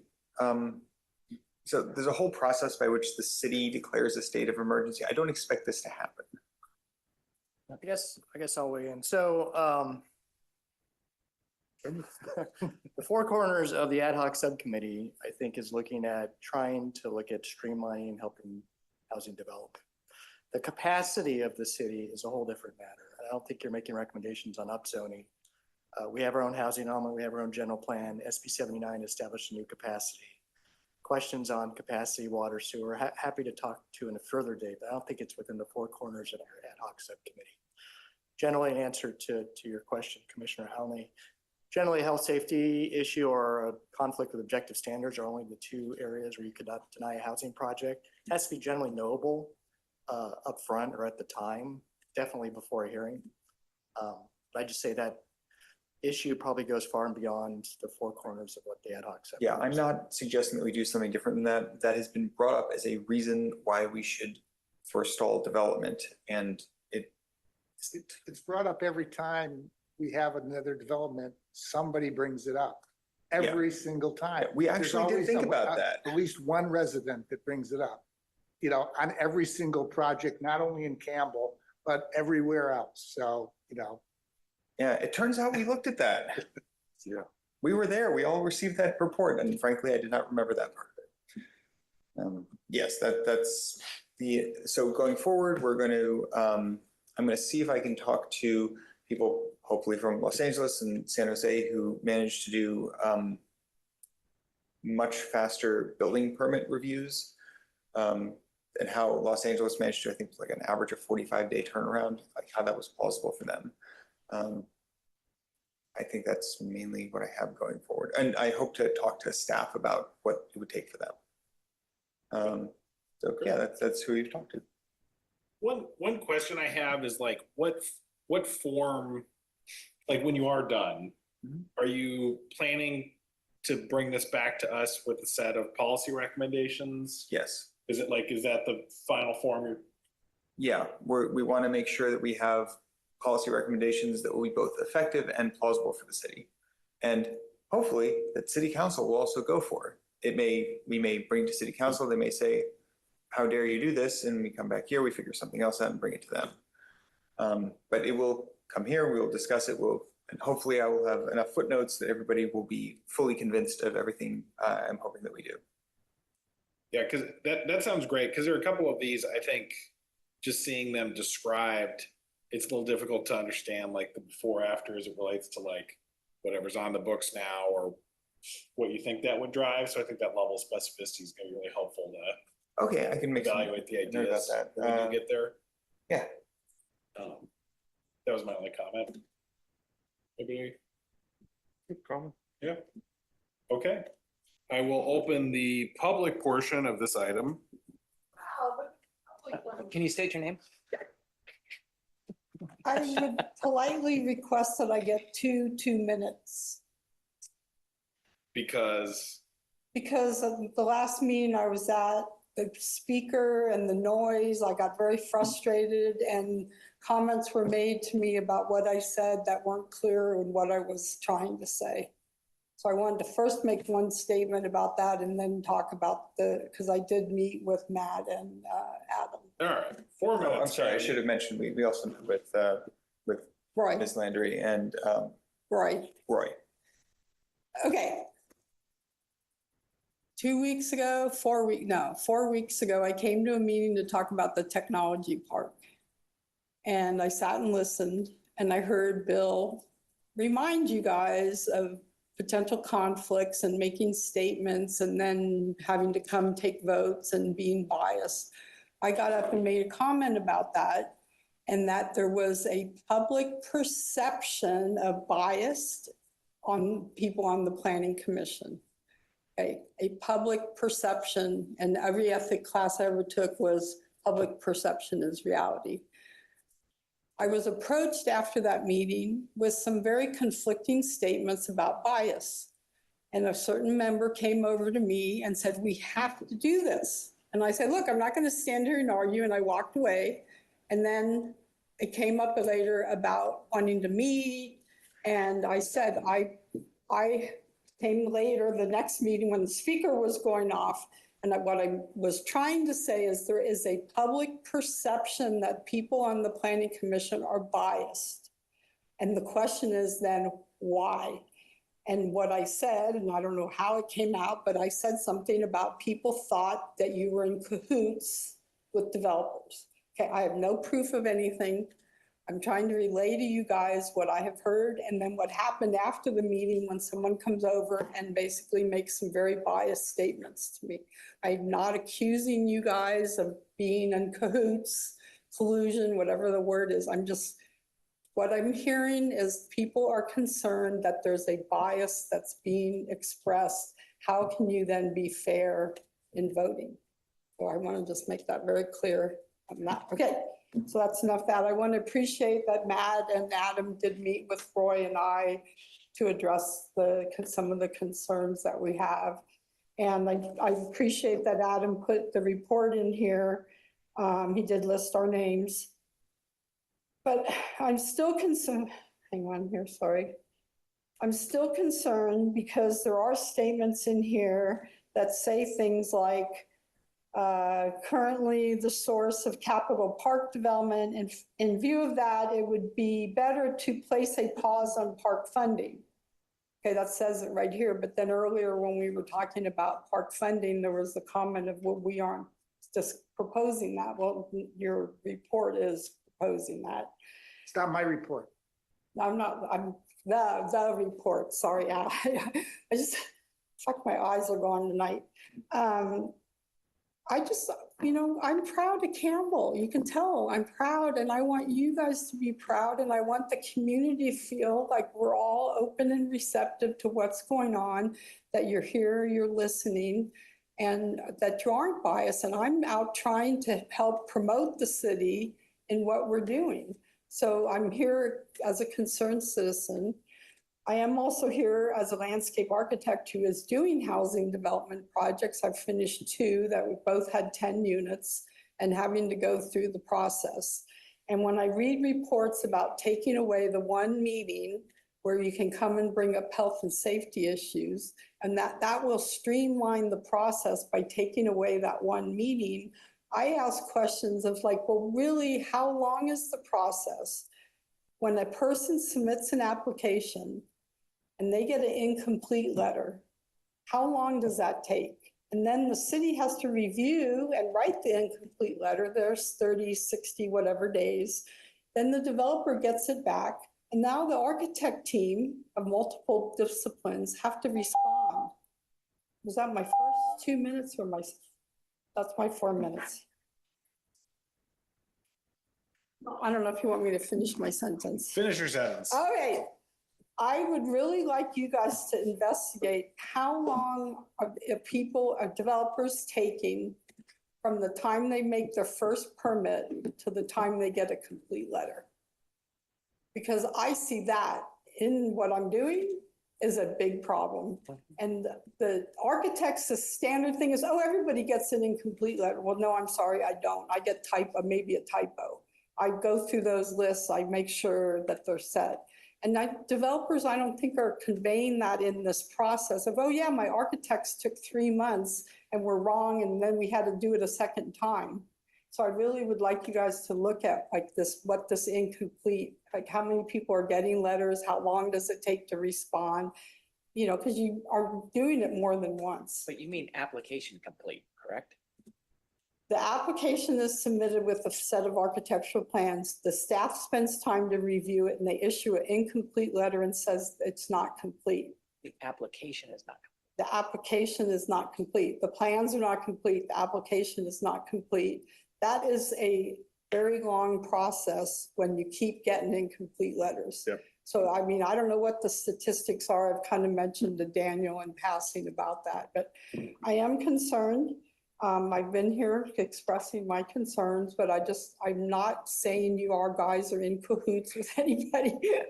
Thank you. That came out wrong when the whole speaker thing drove me crazy. But I do appreciate what you guys are doing and thank you for listening. Thank you. And thank you for the feedback. We will definitely talk to staff about what the timeline actually looks like. Wasn't expecting anything from the other subcommittee, right? Yep. That's all. You got a little something? Yeah, I got a little something. Okay. So today, Commissioner Zisser and I, with Nathan Donato Weinstein, spoke with 4 retail brokers that do a lot of work in the city of Campbell. We had a list of questions that we asked them. We didn't get through all of them. And basically, we're gathering information as to their experiences, their clients' experiences with the retail side of leasing. Next, we're going to talk to industrial brokers to find out, their experiences. And we are also setting them the questions so that they can add more to what they spoke about. Once we gather all this together, then we'll prepare a report of what we've learned and maybe come up with some recommendations for the city to consider. Tremendous. All right. Taking us to our final item of the night. Oh, Did you separate public comment out for the 2 items? no. Oh, okay, public comment for what you just said. Thank you for making sure we're diligent. Closing public comment. Now taking us to the final item, the community director's report, which Rob assured me was less than 2 hours. Chair Davis, commissioners, given you're on hour 3 of your meeting, first I thought it was going to be short. I'll keep it very pithy. So 2 report outs at the last council meeting last week. 2 items of note for the commission. 1, council considered extension of the city's current urgency ordinance regarding starter homes. That's been of much attention of Campbell's neighborhoods. It did require a 4/5 vote. There were only 4 council members present. It did not receive the total amount of votes needed, only 3 affirmative votes. Given 1 council member was absent, we are rescheduling that for the next council meeting. So it may be reconsidered. I know folks are tracking that issue. Did want to report that on to the Planning Commission. And that's the city starter home interim ordinance. And the city council also reviewed the draft climate action plan. Had a large number of speakers, probably 20 folks of varying interests and recommendations. Council gave some feedback on some final recommendations for the climate action plan. It's anticipated to go back to council in late June. Only report I have is we are still working with only 2 planners at this point. I appreciate everyone's patience if you're looking for our service. We have closed the recruitment for an associate and assistant planner, have over 100 applicants. It's good news. And we'll start the oral board interview process in the next week or 2. So wish us luck on finding some good candidates. That's all I have. What about planning? Planning Commission, I knew I was going to be asked this question tonight.